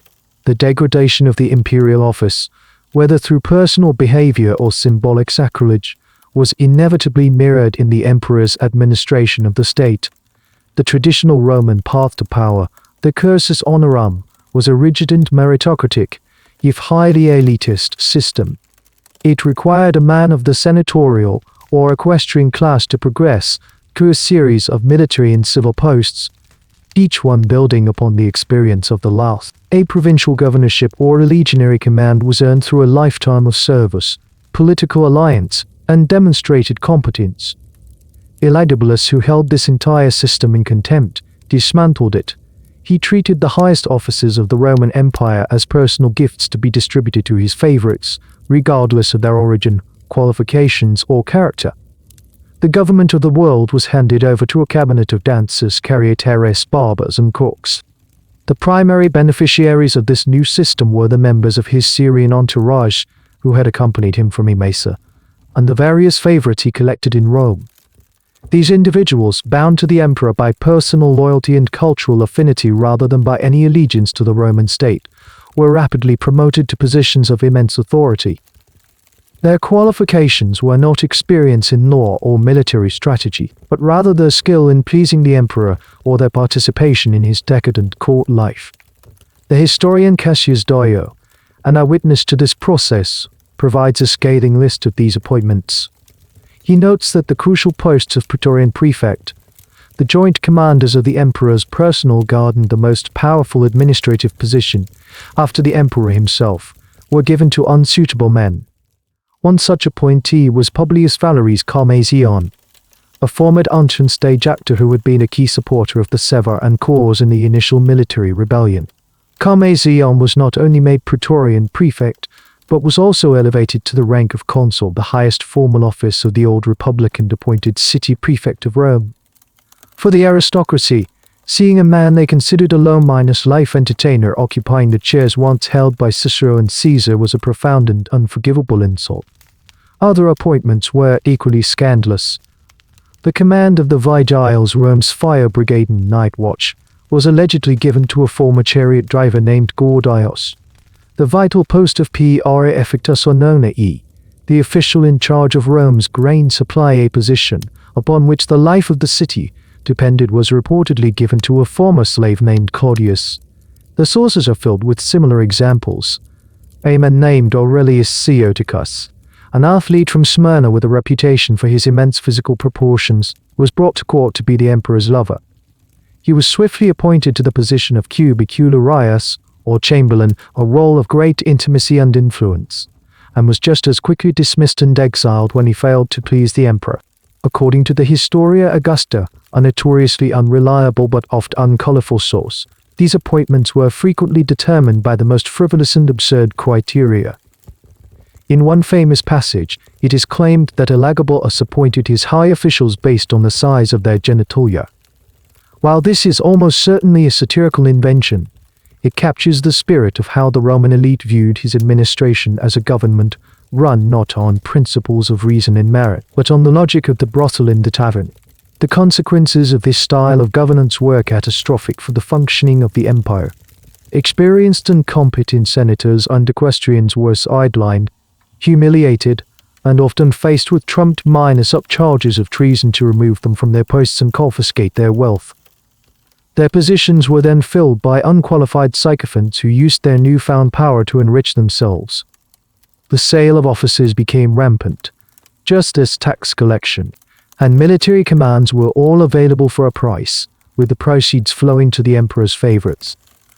This was not merely corruption, it was the systematic data construction of the Roman administrative state. Elagabalus was replacing a government of institutions with a government of personalities. His logic was simple: loyalty to his person was the only qualification that mattered. He trusted those from his own sphere, the Syrian priests, the palace eunuchs, the entertainers and lovers who shared his worldview far more than he trusted the stern, judgmental Roman senators who viewed him with undisguised contempt. By surrounding himself with these men, he was creating a court that was a reflection of himself, isolated, alien, and fundamentally at odds with the empire it was supposed to be governing. The result was an administration that was as chaotic, decadent, and ultimately as unsustainable as the emperor himself. The emperor's revolutionary approach to governance was not confined to the promotion of unqualified male favorites. It extended into a domain even more rigorously segregated in the Roman world, the formal exercise of political power by women. While a succession of powerful imperial women, from Livia to Agrippina the Younger, had wielded immense influence from behind the scenes, their power was always informal, personal, and exercised through their male relatives. It was a power that operated in the shadows of the court, never in the public, institutionalized spaces of Roman government. Elagabalus, in yet another act of profound subversion, sought to drag this power into the light, giving it a formal structure and a public venue, thereby creating what his detractors would describe as a grotesque parody of the Roman Senate. This institution was the Seneca Mulierum, or the Little Senate of Women. The name itself was a diminutive and mocking term, likely coined by its opponents. The emperor established this council and gave it a formal meeting place on the Quirinal Hill, one of the 7 hills of Rome, in a building that had previously housed a religious confraternity. At the head of this new body, he placed his mother, Julia Maesa, bearing the official titles of Augusta and Mater Augustine, mother of the emperor. Maesa was now given an institutional platform from which to exercise her authority, an authority that derived directly from her son. She presided over the council's meetings, and its decrees were recorded and treated, at least in theory, as binding regulations. The historical accounts of this female senate, primarily from the Historia Augusta, are dripping with satirical contempt. They portray the body not as a serious political assembly, but as a farcical gathering preoccupied with the most trivial and frivolous aspects of aristocratic female life. The source claims that the Seneculum issued detailed regulations, senators consultae in the style of the real Senate on matters of court etiquette and fashion. These alleged decrees dictated which types of clothing were appropriate for which social ranks of women, what kinds of shoes they could wear, and what materials were permitted for their litters and carriages. The debates were said to be fierce, but they were not over matters of war, taxation, or provincial administration. Instead, they centered on questions of precedence: which matron had the right to be greeted first in a public space, who was permitted to ride in a carriage drawn by mules versus one drawn by asses, and who could adorn their sandals with gold versus ivory. The entire affair was a ridiculous pantomime of government, a confirmation of the misogynistic Roman belief that women, if given power, would concern themselves only with vanity and petty social rivalries. It is essential, however, to look beyond the satirical caricature to understand the true politicants of the Seneculum. The triviality of its alleged legislative agenda may well be an invention designed to mock the institution and the emperor who created it. The core fact, however, remains: Elagabalus established a formal, public, and officially sanctioned political assembly for women, presided over by his mother. This was not a backroom conspiracy, it was a recognized body of state. In a world where a woman's voice was legally and culturally excluded from the Forum and the Senate House, this was a revolutionary act. The Seneculum must be understood as the institutionalization of the power the Severan women had always wielded. Julia Maesa, the emperor's grandmother and the true architect of the dynasty, was the ultimate political mastermind, but she generally preferred to operate in the traditional mode, through influence and manipulation behind the throne. Her daughter Soai has, however, enabled by her son's iconoclasm, was able to assume a public political persona. She was the first woman to be formally admitted into the Senate proper as a witness to its proceedings, sitting beside the consuls, a privilege that shocked the traditionalists. The Seneculum was the next logical step, giving her a body of her own to command. Thus, while the male Senate was being marginalized and its authority transferred to unqualified favorites like Commasion, the parallel power structure was being erected for the imperial women. This act served a dual purpose for Elagabalus. First, it further solidified the power of his family, placing his mother in a position of unprecedented public authority. Second, and perhaps more importantly, it was another spectacular act of contempt directed at the Roman establishment. By creating a women's senate and tasking it, even if only with matters of protocol, He was mocking the dignity of the male senate he so despised. He was demonstrating that in his new world order, the old gendered boundaries of power were as meaningless as the old qualifications for office. The very existence of this council, regardless of its functions, was an assault on the patriarchal foundations of Roman political life. Another sacred tradition gleefully emanated on the altar of his personal revolution. The emperor's project of institutional subversion, as seen in his appointments and the creation of the Women's Senate, was ultimately secondary to his primary, all-minus consuming passion, the public worship of his god. While his administrative choices created political chaos and his personal behavior generated moral outrage, it was his religious rituals that struck at the heart of Roman public life. He transformed state religion into a daily spectacle of ecstatic, fun pageantry, compelling the ruling class to participate in ceremonies they viewed as both barbaric and blasphemous. The apex of this new religious calendar was a high festival held each year at the height of summer. This was when the god Elagabael was ceremonially transported from his primary temple on the Palatine Hill to a second, magnificent temple built for him in the suburbs of Rome. This procession was not a discrete religious rite confined to a temple precinct. It was a city-wide event, a piece of mobile theater that commandeered the streets of the capital and demanded the participation of its entire power structure. The procession itself was a masterpiece of alien spectacle. The black stone, the physical manifestation of the god, was secured onto a chariot of extraordinary opulence, inlaid with gold and precious stones. This divine carriage was drawn by 6 perfectly matched, enormous white horses, themselves adorned with gold bridles and elaborate harnesses. No mortal, not even the emperor, was permitted to ride in the chariot with the god. Instead, Elagabalus, in his full priestly regalia of silk and jewels, took the reins himself. In an act of supreme reverence, he would walk backwards in front of the horses for the entire duration of the journey, his gaze fixed and blinking lie upon the sacred stone, ensuring he never turned his back on his deity. The path was carefully prepared. The ground was sprinkled with gold dust, and the entire route was lined with crowds of people, held back by the soldiers of the Praetorian Guard. The emperor was not the only participant. The entire Senate, the equestrian order, and the heads of all the major magistracies were commanded to march in the procession. They were not mere observers, they were assigned ceremonial roles. Dressed in their formal togas, they were forced to carry torches, swing censers of incense, and hold aloft other sacred objects of the Emsan cult. Images of all the other gods of the Roman pantheon, brought out from their respective temples, were also carried in the procession, not as equals, but as a subordinate entourage paying homage to the new supreme being. Upon arrival at the suburban temple, the public phase of the ritual would begin. This was not the quiet, formulaic ceremony of Roman tradition, which consisted of precise gestures and memorized prayers. It was an explosion of sensory overload. A great orchestra of flutes, horns, cymbals, and drums would begin to play loud, frenetic music that Roman ears found jarring and wild. At the center of it all was the emperor. As the sacrifices began on the grand altar, he would commence his dance. He would circle the altar, whirling and leaping in a state of ecstatic religious fervor, his silk robes flying around him. The sacrifices themselves were on a scale that dwarfed traditional Roman practice.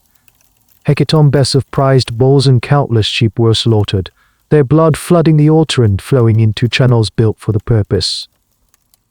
The emperor would personally officiate, pouring libations of the finest and oldest wines over the offerings. The highest ranking senators, men who had commanded legions and governed provinces, were compelled to act as his assistants.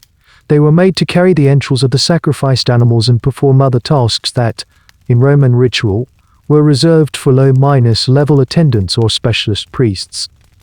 This forced participation was a calculated act of humiliation, reducing the masters of the Roman world to acolytes in his personal cult.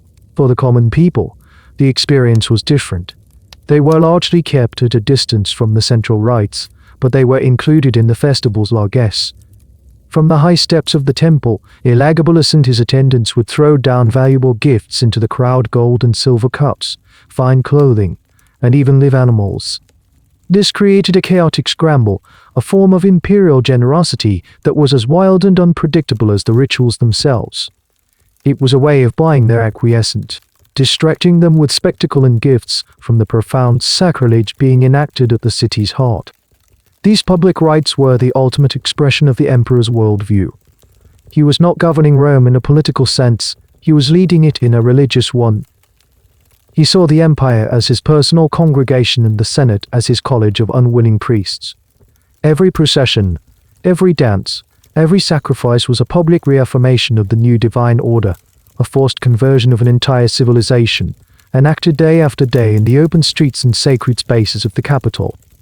The emperor's religious pageantry, performed for the entire city, was merely the public face of his worldview. Within the cloistered and increasingly paranoid confines of the Palatine Palace, this same impulse for extravagant performance was channeled into a more intimate, but no less theatrical. From the imperial banquet, these were not the dignified state dinners of his predecessors, which served as venues for political discourse and the subtle reinforcement of social hierarchies. Instead, Elagabalus transformed the banquet into a laboratory for absurdism and a stage for the humiliation of his guests. The stories of these events, while heavily embellished by hostile sources, paint a consistent picture of a court where decadence bled into cruelty and the pursuit of novelty became a nihilistic art form. A primary source for the most lurid details of these feasts is the Historia Augusta, a late Roman collection of imperial biographies notorious for its blend of fact and sensationalist fiction. While its accounts cannot be taken as literal truth, they serve as a powerful reflection of the reputation Elagabalus cultivated among the senatorial elite. According to this tradition, the emperor's culinary ambitions were boundless and bizarre. His chefs were tasked not with creating delicious food, but with procuring the rarest and most shocking ingredients imaginable. Guests were allegedly served dishes made from the brains of 600 ostriches, the tongues of peacocks and nightingales, and the heads of parrots and pheasants, chosen for their ability to speak. The obsession was not with taste, but with spectacle and waste. Entire shoals of the most expensive fish would be presented, only to be discarded. In a display of ultimate profligacy, he was said to have served his guests heaps of rice mixed with pearls, and peas garnished with gold pieces. He reportedly fed his horses on the finest grapes and his pet lions on pheasants. This extravagance extended to a form of psychological torment. On some occasions, he would invite a table of guests and serve them realistic minus-looking food made entirely of wax, glass, or ivory while he and his inner circle feasted on the real delicacies before them. At other times, he would serve his lower minus-ranking guests hay and animal fodder, treating them as livestock. The banquet became a tool to underscore the unbridgeable chasm between the divine emperor and the base mortals he was forced to endure. The setting of these dinners was as fantastical as the menu. The dining rooms were draped in the finest silks, and the couches were made of solid silver. The floors might be covered with snow in the middle of summer, transported at immense cost from the mountains, but this opulence was often a trap. The most infamous story concerns a banquet where the emperor decided to surprise his guests with a shower of flowers. He utilized a reversible ceiling panel, a common feature in Roman luxury villas, to release a cascade of violets and other blossoms, but the quantity was misjudged. The flowers fell so thickly and in such volume that several of the guests, unable to extricate themselves, suffocated to death beneath the fragrant deluge. Elagabalus is said to have watched the scene unfold without offering any assistance, viewing the fatal outcome as the sublime climax of his prank. This strain of sadistic humor ran through many of his entertainments. He would seat guests on inflatable cushions that would be secretly deflated during the meal, spilling them onto the floor. He was said to have enjoyed releasing tame lions and leopards into the dining hall after the guests were drunk, causing panic until it was revealed the animals were harmless. A more sinister version of this prank involved releasing venomous snakes among the crowds at the public games, reportedly causing numerous injuries and deaths. He would lock his inebriated dinner guests in a room overnight, only for them to awaken to the sight of lions, bears, and leopards again, supposedly tame, sharing their sleeping quarters. The emperor's pleasure was derived from the terror and humiliation of the Roman aristocracy. It is crucial to critically assess these accounts. The motif of the decadent, cruel, and insane emperor's banquet is a standard trope in Roman historical invective. Caligula was accused of similar excesses, as was Nero. The story served a political purpose to illustrate that a ruler who had lost his moral compass in private could not be trusted with the governance of the state in public. The most extreme tales, such as the suffocation by flowers or the meals of glass, are likely apocryphal, moralizing fictions designed to encapsulate the essence of a reign that was, in itself, absurd and suffocating to the traditional elite. Yet, even if the specific stories are fabrications, they point to an undeniable truth. Elagabalus' court was a place of profligate spending and unpredictable behavior, governed by the whims of a teenager who possessed absolute power and a profound contempt for his subjects. The real banquets may not have featured pearl-minus laced rice, but the sheer cost of his religious festivals, building projects, and lavish lifestyle was a drain on the imperial treasury. The constant psychological games, the humiliation of senators, and the atmosphere of dangerous caprice were very real. This behavior, which transformed every interaction with the emperor into a potentially lethal performance, created a climate of fear and resentment that would soon corrode the final pillar of his power, the loyalty of the army. The foundation of imperial power in Rome, since the time of Augustus, had rested on a delicate balance. An emperor needed the at least passive consent of the Senate for legitimacy and the general acquiescence of the populace to maintain civil order. But the ultimate guarantor of his rule, the final arbiter of his fate, was the army, and specifically, the elite Praetorian Guard stationed in Rome. These were the men who had brought emperors to power and, just as frequently, had cut them down, whose entire claim to the throne was born from a military rebellion, seemed either ignorant of this fundamental reality or confident that his divine status placed him beyond it. Over the course of his reign, he systematically squandered the very military loyalty that had made him emperor, alienating his soldiers through a combination of religious obsession, personal behavior, and neglect. The first point of friction was cultural. The Roman army, for all its provincial recruitment, was a deeply traditional and conservative institution.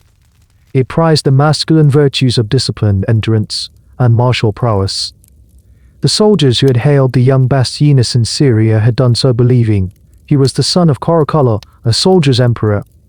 They had expected a ruler in his image, a martial leader who would review their drills, lead them in campaign, and speak their rough, direct language. Instead, they got a priest who danced in silk robes, wore makeup, and referred to himself as a lady. The sight of their emperor, their imperator, performing his ecstatic Syrian rites was deeply unsettling to the soldiers. They had not signed up to serve a foreign god, they had sworn an oath to the emperor and the standards of Rome. His preference for the company of dancers, eunuchs, and charioteers over that of his own centurions and tribunes was a constant and visible insult, while he lavished wealth on his court favorites. The regular donations and bonuses that a prudent emperor used to maintain the army's goodwill were inconsistent. His focus was on building temples and staging festivals, not on the welfare and honor of his legions. Furthermore, his appointments to high military command were often based on the same criteria of favoritism that defined his civil administration. Experienced generals were sidelined in favor of unqualified individuals who had gained the emperor's personal favor. This bred resentment and undermined the chain of command, as soldiers lost respect for leaders who had not earned their position through merit in service. The appointment of the former dancer Calmese onto the post of Praetorian prefect was particularly galling to the professional soldiers of the guard. They were now commanded by a man whose only experience with discipline was on the stage, not the battlefield. The emperor also made a critical error in his personal conduct with the Praetorians. An emperor was expected to maintain a certain mystique and distance, a commanding presence. Elagabalus, however, was overly familiar and often treated the guard with a contemptuous caprice. He would reportedly involve them in his decadent revels, blurring the line between soldiers and servants, and would subject them to the same humiliating pranks he played on his senatorial guests. This eroded the discipline and respect that were essential to the relationship between an emperor and his personal bodyguard. The most significant factor in the military's alienation, however, was the rising prominence of a viable alternative. The soldiers' discontent did not exist in a vacuum. They began to look for a leader who embodied the traditional Roman and military virtues that Elagabalus so conspicuously lacked. and the emperor's own grandmother, Julia Maesa, would provide them with one. She had engineered Elagobulus's rise, and as she watched him systematically destroy the foundations of their shared power, she began to engineer a replacement. This replacement was waiting in the wings of the imperial palace, the emperor's younger cousin, Severan Alexander. He was everything Elagobulus was not: modest, dignified, and raised to respect Roman customs. As Elagobulus continued to lose himself in his religious fanaticism, the Praetorians began to shift their gaze. They saw in Alexander a potential return to normalcy, a ruler who would look and act like a Roman emperor. The seeds of a palace coup were being sown, not in the Senate house, but in the barracks of the Praetorian camp. Elagobulus, secure in his divine mandate, failed to notice the growing disquiet among the men who held his life in their hands. He believed his God would protect him, forgetting that in Rome the ultimate divinity was often the legionary's sword. The architect of the Severan restoration, Julia Maesa, was a woman of immense ambition, but it was an ambition tempered by a cold and ruthless pragmatism.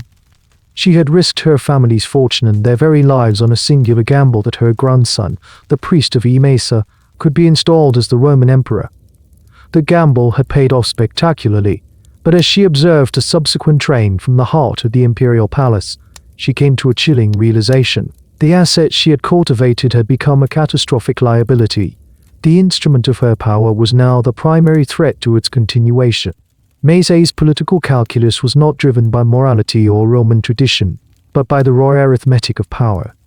She had watched with mounting alarm as Elagobulus systematically alienated every faction necessary for survival. The marriage to the Vestal Virgin had been a spiritual and political disaster, horrifying the religious establishment. The government of doctors and barbers had made a mockery of the administrative class and created a government that was both corrupt and incompetent. Bizarre religious spectacles had drained the treasury and, more importantly, had made the emperor an object of ridicule and contempt. Most critically, as she would have known from the reports of her agents in the Praetorian camp, he had lost the army, the soldiers' loyalty. Once bought with her gold was not a permanent commodity, it required maintenance, respect, and a leader they could recognize as one of their own. Elagobulus had failed on all counts. She understood that the emperor was incorrigible. He was not a politician who could be advised or a ruler who could be moderated. He was a religious fanatic, living in a theological reality of his own making, deaf to the urgent warnings of the temporal world.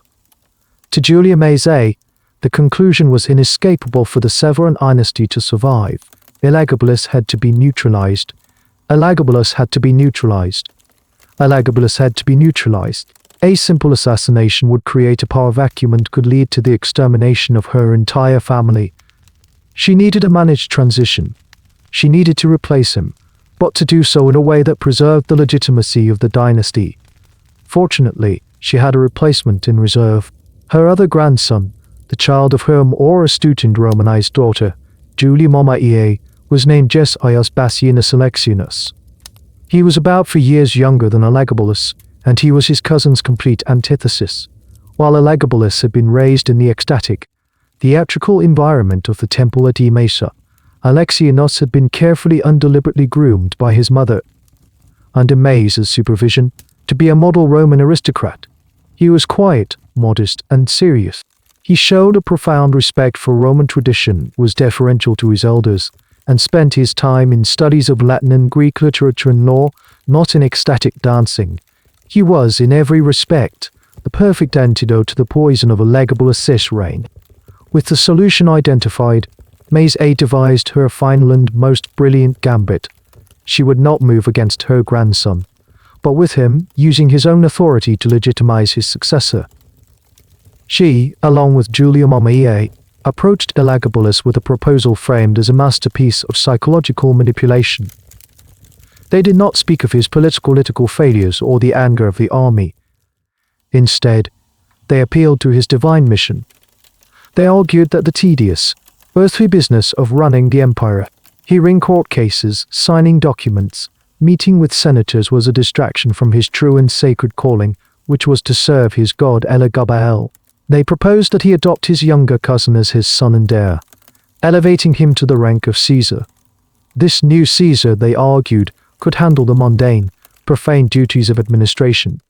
He could be the public face of the government to the Senate and the army, leaving Elagabalus free to devote himself entirely to the sacred realm of ritual and worship.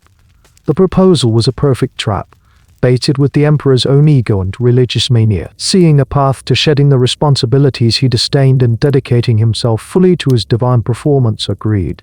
In 221 CE, the adoption was made official. The young Alexianos was brought before the Senate, formally adopted by the emperor, and given the new resonant name of Marcus Aurelius Severus Alexander. The choice of Alexander was itself a piece of potent propaganda, evoking the memory of the great Macedonian conqueror. He was now the officially designated heir to the throne. The plan worked far better and far more quickly than even Maesa might have anticipated. The reaction from the Senate and the army was immediate and overwhelmingly positive. In Alexander, they saw salvation.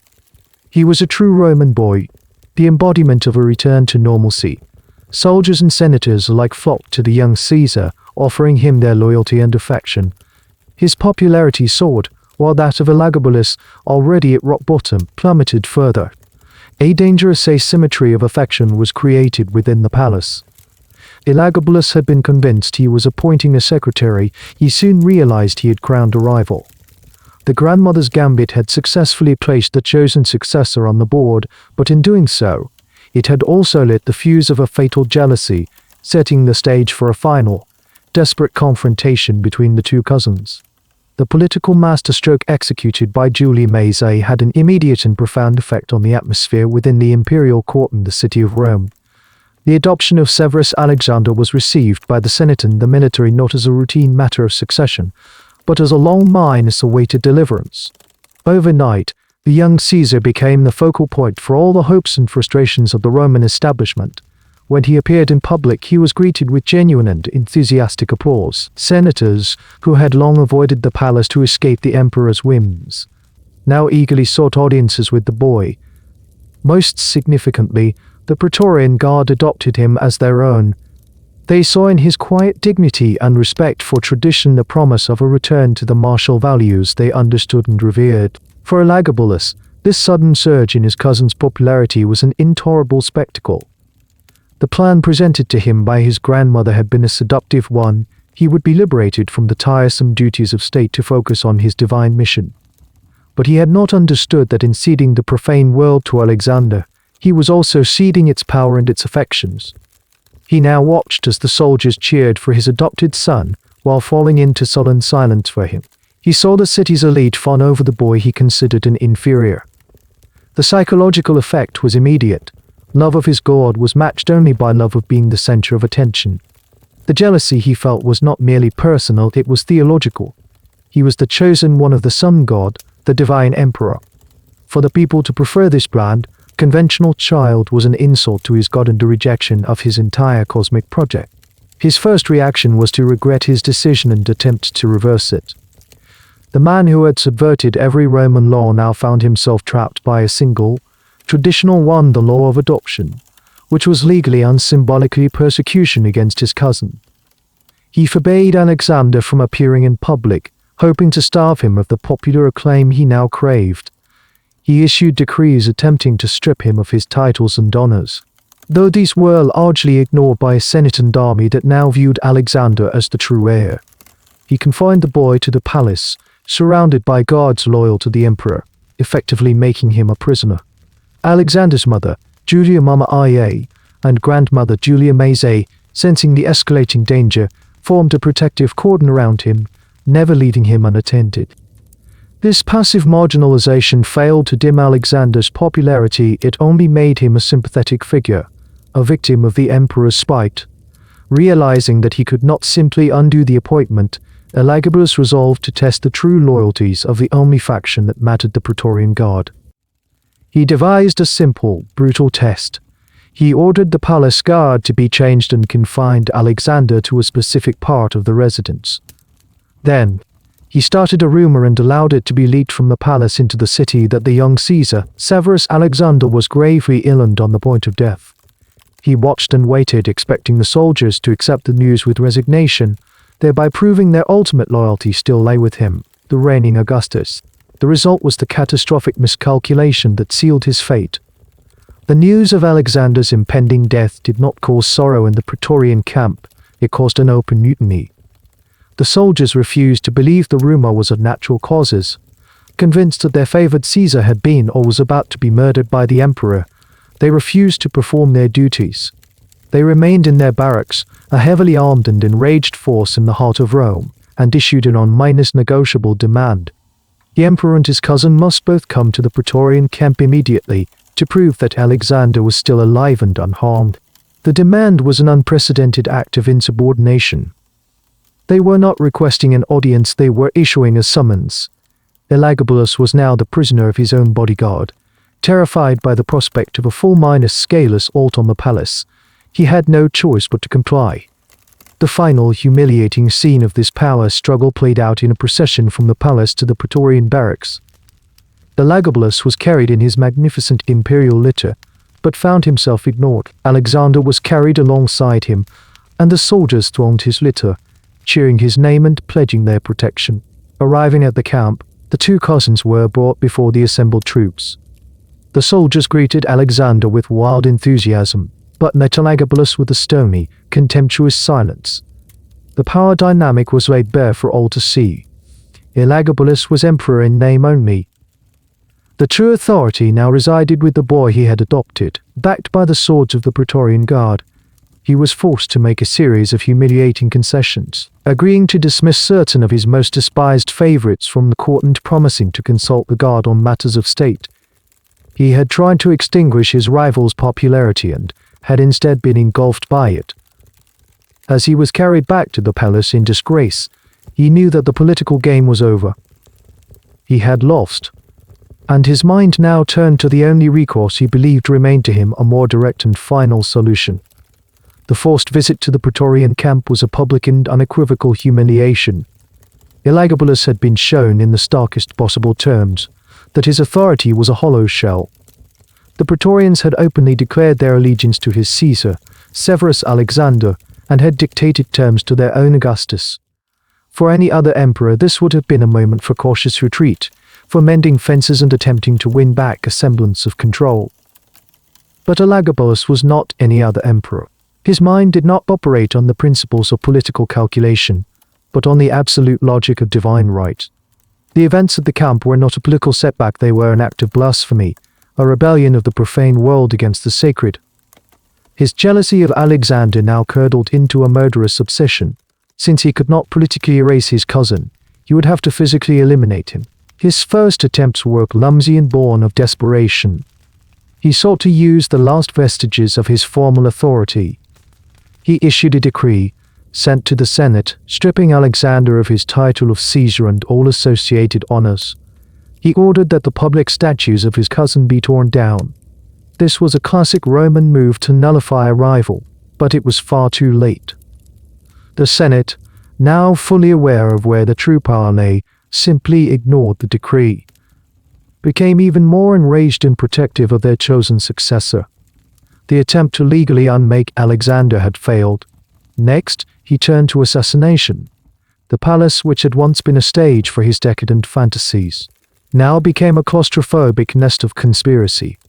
He began to look for men who were still loyal enough, or greedy enough, to carry out the murder of a popular Caesar who was under the direct protection of both the Praetorian Guard and the formidable Severan matriarchs, Julia Maesa and Julia Maesa. According to Herodian, he made several attempts to have Alexander poisoned. Alexander's mother, Julia Maesa, had taken extreme precautions, establishing a network of spies and informants within the palace. She controlled her son's diet, allowing him to eat only food prepared by a small, trusted circle of her own staff and forbidding him from accepting any food or drink offered by the emperor or his attendants. Frustrated by the failure of these clandestine methods, Elagabalus grew more reckless. He decided that if his rival could not be removed quietly, he would be removed by force, even if it meant a direct confrontation with the Praetorians. He hatched a desperate plot, a final gambit to reassert his authority through an act of supreme violence. The exact details of the plan are murky, but the general outline suggests he intended to provoke a crisis that would give him a pretext to execute Alexander. he summoned a group of senators to the palace, men whom he knew to be secretly loyal to his cousin. It seems his intention was to have them ambushed and killed by a handful of his own palace guards, and then to blame the subsequent chaos on a conspiracy orchestrated by Alexander, thereby justifying the boy's immediate execution. The plan was a fantasy, a suicidal misreading of the political and military reality. He was operating with a handful of palace loyalists against the full might of the Praetorian Guard, whose camp was just outside the palace walls. The plot, if it can even be called that, fell apart before it could begin. The intended victims were likely warned by Maesa's network. More importantly, the Praetorians themselves were on high alert, watching every move the emperor made. The escalating tension within the palace was palpable to everyone. Elagabalus was making no secret of his intentions, openly railing against his cousin and threatening his supporters. He was behaving not like a conspirator, but like a cornered animal. Each failed plot, each desperate move, only served to strengthen the resolve of his enemies and convince them that a final resolution was unavoidable. He was demonstrating, beyond any doubt, that he was too unstable and too vindictive to be allowed to live. The situation was no longer a political rivalry, it had become a zero-sum game. Either Alexander would be killed, or Elagabalus would. By attempting to orchestrate the death of his cousin, Elagabalus signing his own death warrant, the Praetorians, who had initially sought only to protect Alexander and curb the emperor's excesses, were now being pushed toward a more definitive and bloody conclusion. The final act was no longer a question of if but when. The final day of the reign of Elagabalus, March 11th, 220 to C, began as many others had with the emperor consumed by his obsessive vendetta against his cousin. The atmosphere in the Palatine Palace was thick with paranoia and the anticipation of violence. The failed plots had not deterred Elagabalus. They had only made him more frantic. He issued another direct order. This time not to the Senate, but to a small detachment of palace guards, whose loyalty he still believed he commanded. He ordered them to find and kill Severus Alexander. This was the final, irrevocable miscalculation. The order was not a secret whispered in a chamber, it was a command given to soldiers who moved between the palace and the Praetorian camp. News of the direct assassination order traveled with lightning speed to the main body of the Praetorian Guard. For the soldiers, this was the ultimate provocation, the crossing of a line from which there could be no return. Their passive protection of Alexander now instantly transformed into a mission of active retribution against the emperor. The time for demands and negotiations was over. The Praetorians rose in open revolt. Their first objective was to secure the person of Severus Alexander and his mother Julia Maesa. A large contingent of guards stormed into the palace, not as a chaotic mob, but as a disciplined military unit with a clear objective. They located Alexander and Maesa, surrounded them, and escorted them to the safety and fortification of the Praetorian camp. With their chosen successors secured, they turned their attention to his would-be murderer. The main body of the Praetorian Guard now marched on the palace. The few guards who remained loyal to Elagabalus offered a brief, futile resistance at the gates before being overwhelmed or defecting to the insurgents. The emperor, hearing the sounds of the approaching soldiers and the shouts of their murderous intent, was thrown into a state of blind panic. His divine confidence shattered, replaced by the primal fear of a teenager facing certain death. Accompanied by his mother, Julia Maesa, who had been his constant companion and enabler, he desperately sought a place to hide. The scene, as described by the ancient historians, devolved into a pathetic chase. The emperor of the Roman world, the self-proclaimed incarnation of the sun god, was reduced to a fugitive in his own home. He and his mother reportedly first sought refuge in a large, locked chest or coffer, hoping the rampaging soldiers would overlook them. They were quickly discovered. Dragged from their hiding place, they were subjected to the raw fury of the men they had commanded. The soldiers' rage was not directed at the emperor alone. They held his mother, Julia Maesa, as equally culpable. They saw her as the architect of his perversions, the one who had raised him in the foreign customs they despised. The scene became one of desperate, unanswered pleading. They saw Maesa, seeing her son about to be killed, is said to have thrown herself over him, clinging to him in a final, protective embrace, begging the soldiers to spare her child, for the Praetorians' mother and son were two parts of the same corrupt entity, and they would be extinguished together. The initial killing was likely quick and brutal, carried out with the short swords, the glad eye of the legionaries. The violence, however, did not end with their deaths. The soldiers' fury demanded a more thorough and symbolic eradication. Their rage was focused not just on the individuals, but on the entire apparatus of the emperor's decadent court. They fanned out through the palace, hunting down the emperor's favorites.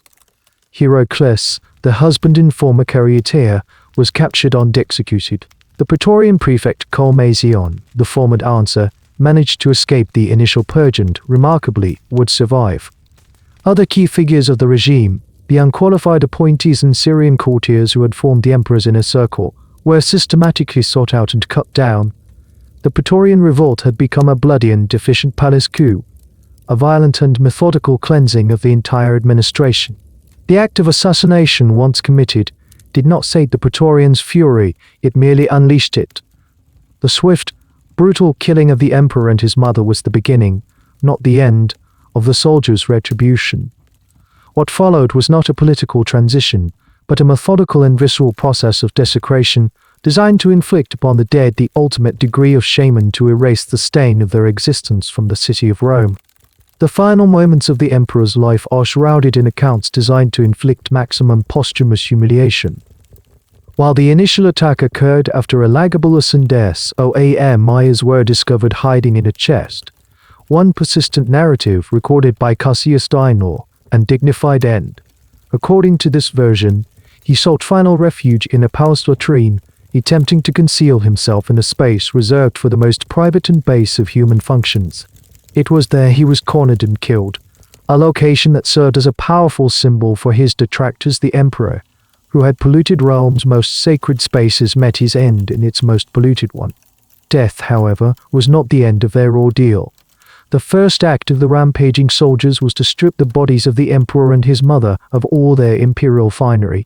The silk robes, the jewels, the symbols of their authority were torn from them, leaving the corpses exposed. This was a symbolic act of nullification, reducing the divine Augustus and his Augusta mother to mere flesh. They were then subjected to a final, grotesque parody of the religious processions Elagabalus had so loved. Attached to ropes, the corpses were dragged from the palace. The soldiers pulled them down the slopes of the Palatine Hill, through the Roman Forum where triumphal parades were held, and along the streets of the city. The populace, which had once been compelled to watch the emperor's sacred pageants, now watched this grim spectacle of mob justice. The body of the man who had sprinkled the streets with gold dust was now being scraped across their paving stone. This was more than just a display of anger. It was a ritual of cleansing, a public exorcism of the emperor's perceived corruption. The initial intent of the mob or its leaders appears to have been to dispose of the emperor's body in the Cloaca Maxima, the great sewer that ran beneath the city. This was a fate reserved for the lowest of criminals, an act of ultimate defilement. A practical difficulty arose, as recorded in the historical sources. The corpse, said to have been corpulent and perhaps swollen in death, could not fit through the narrow opening of the sewer drain. This macabre technical failure thwarted the first plan for disposal. Thwarted in this, the soldiers proceeded to their final destination, a bridge over the Tiber River, likely the Pons Aemilius. From this vantage point, the bodies of both Elagabalus and his mother, Julia Maesa, were cast into the slow brown currents. This was not a simple disposal of remains, it was a denial of the fundamental rites of burial. In Roman belief, an unburied soul, particularly one lost to the waters, could not find peace in the underworld, intended to punish the individual not just in life and death, but for all eternity. The emperor who had tried to reorder the heavens was now denied a place in any afterlife the Romans could conceive. With the mortal vessel of the god dispatched, the revolution's central icon was next. The Senate, now fully liberated and acting in concert with the Praetorians, moved to dismantle the entire religious structure of the previous reign. The Eligabalium on the Palatine was rededicted, its name changed, and its purpose reverted to a temple for the traditional god Jupiter altar, Jupiter the Avenger. The black stone of Maesa, the Bytyl that had been the cause of such upheaval, was formally decommissioned as a Roman state deity. It was removed from its opulent temple, crated up, and shipped back to its provincial temple in Syria, where it would trouble the Roman state no more. The sacred marriage was annulled. The statue of Caelestas was returned to Carthage. Jupiter was symbolically restored to his throne on the Capitoline, and the old order of the gods was reasserted. The physical bodies had been erased from the city. The god had been exiled. But one final act of eradication remained, one that was colder, more bureaucratic, and in many ways more complete than the visceral rage of the soldiers. This was the systematic removal of the emperor and his reign from the official memory of the Roman state. The visceral rage of the Praetorian Guard had purged the city of the emperor's physical presence. His body, denied the dignity of a tomb, was now the property of the Tiber's indifferent current. But the final act of his overthrow was not to be left to the chaotic justice of the mob. It was a colder, more systematic, and far more comprehensive process, undertaken by the very institution he had so profoundly humiliated the Roman Senate, with the accession of the 13-old Severus Alexander. Guided by his mother and grandmother, the Senate was immediately empowered to perform its most solemn and terrible duty, the formal condemnation of a fallen tyrant's memory. This official process was known as damnatio memoriae. It was not merely an expression of hatred, but a legal and religious act of purification, a state-sponsored attempt to edit history itself. The goal was to expunge the condemned individual from the collective, official memory of the Roman people, as if they had never existed. For Elagabalus, who had sought to remake Rome's identity in his own image, the state would now retaliate by obliterating his. The first and most visible phase was the attack on his name and image. By a formal decree of the Senate, the name he had used, Marcus Aurelius Antonius, was officially prescribed. Stonecutters were dispatched across the length and breadth of the empire, from Britain to his native Syria, with a single, methodical task. On every public building, every triumphal arch, every milestone, and every military standard where his name had been inscribed, it was to be chiseled out, leaving a scarred, rectangular void in the stone. In some cases, the name of his successor, Severus Alexander, or another revered emperor would be carved over the Erosua, a literal overwriting of history. The name Antonius, which he had so audaciously usurped, was now violently reclaimed by the state, its association with him officially severed. His iconography suffered the same fate. Statues and busts of Elagabalus, which would have been erected in public forums and military camps across the provinces, were ordered to be pulled down from their pedestals. The heads were often severed from the bodies, and the marble was either smashed into rubble or, in some cases, recarved into the likeness of the new emperor, Severus Alexander. It was a practical and deeply symbolic form of recycling, transforming the image of the despised ruler into that of his celebrated successor. The imperial coinage, the most potent to love an emperor's propaganda, was also targeted. The mint ceased production of any coins bearing his likeness. Existing coins in circulation were recalled to be melted down in the imperial foundries. While this process was never perfectly complete, many of his coins survive to this day, likely hoarded in private hands. The official effort was to remove his face from the daily economic life of the empire. To spend a coin of Elagabalus was, after the decree, to traffic in a condemned memory. Beyond the physical record, the Erosua was also legal and administrative. All laws, edicts, and grants issued by Elagabalus during his -year reign were declared null and void. His appointments were formally rescinded. Men like the dancer Carmazion, who had been elevated to the rank of consul, were, in the eyes of the law, stripped of that honor. The entire legislative output of his government was legally wiped from the books, treated as an aberration that had never officially occurred. There is, however, a profound and inherent paradox in the act of damnatio memoriae. The very effort to erase a memory ensures its preservation. The scarred inscriptions on Roman monuments do not make us forget Elagabalus, they draw our attention to the empty space and force us to ask, whose name was once there? The act of damning a memory requires a continuous, active memory of what is being damned.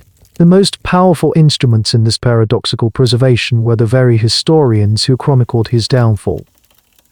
Cassius Dio and Herodian, both senators and contemporaries, recorded the emperor's actions in meticulous, if deeply hostile detail. Their purpose was to justify his murder and condemnation, to create a permanent and record of his unfit to rule. In doing so, they created the very black legend that has ensured his immortality. They did not erase him, they curated him, transforming him from a historical figure into a timeless archetype of the anti-minus emperor. The Senate ought to create a void, but history, like nature, abhors a vacuum. The space once occupied by the living emperor was now filled with the far more durable ghost of a monster, a ghost constructed by the very men who had rejoiced at his death. In the aftermath of the assassination and the subsequent damnatio o memoria the Roman state engaged in a swift and comprehensive project of restoration. The new emperor, the young and pliable Severus Alexander, became the face of this conservative reaction. Guided by a regency council led by his shrewd grandmother, Julia Maesa, the new regime systematically reversed the policies of the previous reign. The primary objective was to heal the deep wounds Elagabalus had inflicted upon the Roman establishment and to return the empire to a state of perceived normalcy. The religious order was the first and most critical area of reform. The black stone of Maesa was returned to its Syrian temple, and the Elegabalium on the Palatine was rededicted Jupiter. The traditional pantheon was restored to its position of primacy, and the proper rituals, so long neglected or perverted, were resumed. The Senate, reassured and placated, voted to deify Alexander's predecessor not Elagabalus, but the murdered Caracalla, thereby reinforcing the fiction of a continuous and legitimate Severan dynasty, conveniently skipping over the 4-year aberration. The administration was purged of the scandalous appointees of the previous reign. Experienced senators and equestrians were recalled to positions of authority. The cursus honorum was restored as the primary path to advancement. The Women's Senate, the Seneca Julia was quietly disbanded, and the formal political role of women was once again relegated to the informal, behind the minus-scenes influence that Roman tradition dictated. The revolution was over. Tradition had triumphed. This brings us to the central question of historiography that confronts any student of this period. How much of the narrative we have just examined is an accurate reflection of the man various avitas basinis, and how much is a carefully constructed political libel, a cautionary tale written by the victors to justify a violent and necessary coup d'etat? The primary sources for the reign, the contemporary accounts of Cassius Dio and Herodian, and the later, more sensational, sensationalist Historia Augusta, are uniformly hostile. They were all written by men of the senatorial class, the very group that had the most to lose from the emperor's radical policies and the most to gain from his removal. In their telling, Elagabalus is not a complex historical figure, but a two-dimensional caricature of vice. He is the archetypal oriental despot, effeminate, cruel, decadent, and blasphemous. Every action is interpreted through the lens of his foreigners and his perversion of Roman norms. This is not objective history, it is a political indictment, a black legend crafted with specific rhetorical goals. Of marrying a man and prostituting himself in the palace, these are the ultimate expressions of Roman political invective. They are designed to portray a ruler who is not merely a bad emperor, but the antithesis of an emperor, an inversion of the natural order, who had to be destroyed to restore balance to the cosmos. A more nuanced analysis requires us to attempt a separation of documented fact from political slander. We know for a fact that he was the high priest of Elagabalus. We know he brought the black stone to Rome and built a temple for it. We know he married a Vestal virgin, Aquilia Syrian. We know he elevated men like Maesa onto high office. These actions are attested by multiple sources of archaeological evidence. They were, in themselves, radical and profoundly shocking acts to the Roman establishment, more than sufficient to justify his overthrow in their eyes. The more extreme allegations, the personal sexual practices, the sadistic pranks, the specific details of his gender performance are more difficult to verify. They may be fabrications, or they may be extreme exaggerations of a kernel of truth. Perhaps his religious ecstasy was interpreted as madness. Perhaps his adoption of priestly vestments and cosmetics, standard for his cult in Syria, was deliberately misconstrued as a sign of sexual deviance and effeminacy. His attempt to create a new syncretic religion, subordinating Jupiter to El, was not necessarily an act of nihilistic blasphemy, but could be seen as a genuine, if misguided, attempt at theological reform, in line with the growing trend towards solar monotheism in the 3rd century. In this light, Elagabalus ceases to be a simple monster. He becomes a more tragic figure, a teenager, possibly a true religious zealot, raised in a culture of absolute theocratic power in Maesa, who was then handed the absolute political power of the Roman Empire. He was a provincial priest who mistakenly believed he could impose his local god and its associated culture upon a complex, ancient, and deeply conservative imperial system. That Roman power was built on a delicate structure of tradition, precedent, and compromise. He ruled not as a politician, but as a prophet, and when the world refused to conform to his vision, he tried to break it. In the end, it was the world that broke him. The story of Elagabalus, therefore, is not just a lurid tale of adolescent excess. It is a case study in the catastrophic collision of two irreconcilable worldviews, a cautionary tale of what happens when absolute power is given to a true believer, written, as all such tales are, by those who survive to bury the prophet and dismantle his temple. And so the official record closes. The boy minus priest from Syria was consigned to the waters of the Tiber, his name chiseled from the stone monuments of the empire he briefly ruled. The black stone, his silent, celestial god, was exiled back to the provincial obscurity from which it came. Rome, under the steadying hand of a new, more conventional Caesar, returned to its ancient rhythms. The crisis had passed, but let us pause here, in the quiet that follows the telling of this story. Let the lurid details of silk robes and sacrificial blood fade for a moment. What are we left with? We are left with the ghost of a question that the Roman historians, in their certainty, never thought to ask. Was this a reign of madness, or was it a reign of madness, or was it a reign of a different, alien sanity? Was this a story of a debauched tyrant, or of a religious visionary who saw no distinction between the performance of his faith and the exercise of his power? The answer, perhaps, lies not in the sensationalism of his alleged vices, but in the sincerity of his documented blasphemies. He built his god a temple on the Palatine Hill. He married his god to the goddess of his enemies. He married himself to a sacred virgin. These were not the acts of a man who believed in nothing, they were the acts of a man who believed in something so completely that he was willing to burn down the entire world for it. The names change. The dates are different. But the echoes of these events can still be heard today if you listen carefully enough. The story of a charismatic leader who demands absolute personal loyalty, who elevates ideology above competence, who declares war on the established norms and institutions of his own society in the name of a higher, purer truth. This is not a story confined to the 3rd century. It is a pattern, a recurring fever in the body of history. Let the silence that follows be a moment to consider the thin, fragile line that separates faith from fanaticism, and a visionary from a tyrant. A final thought before you sleep.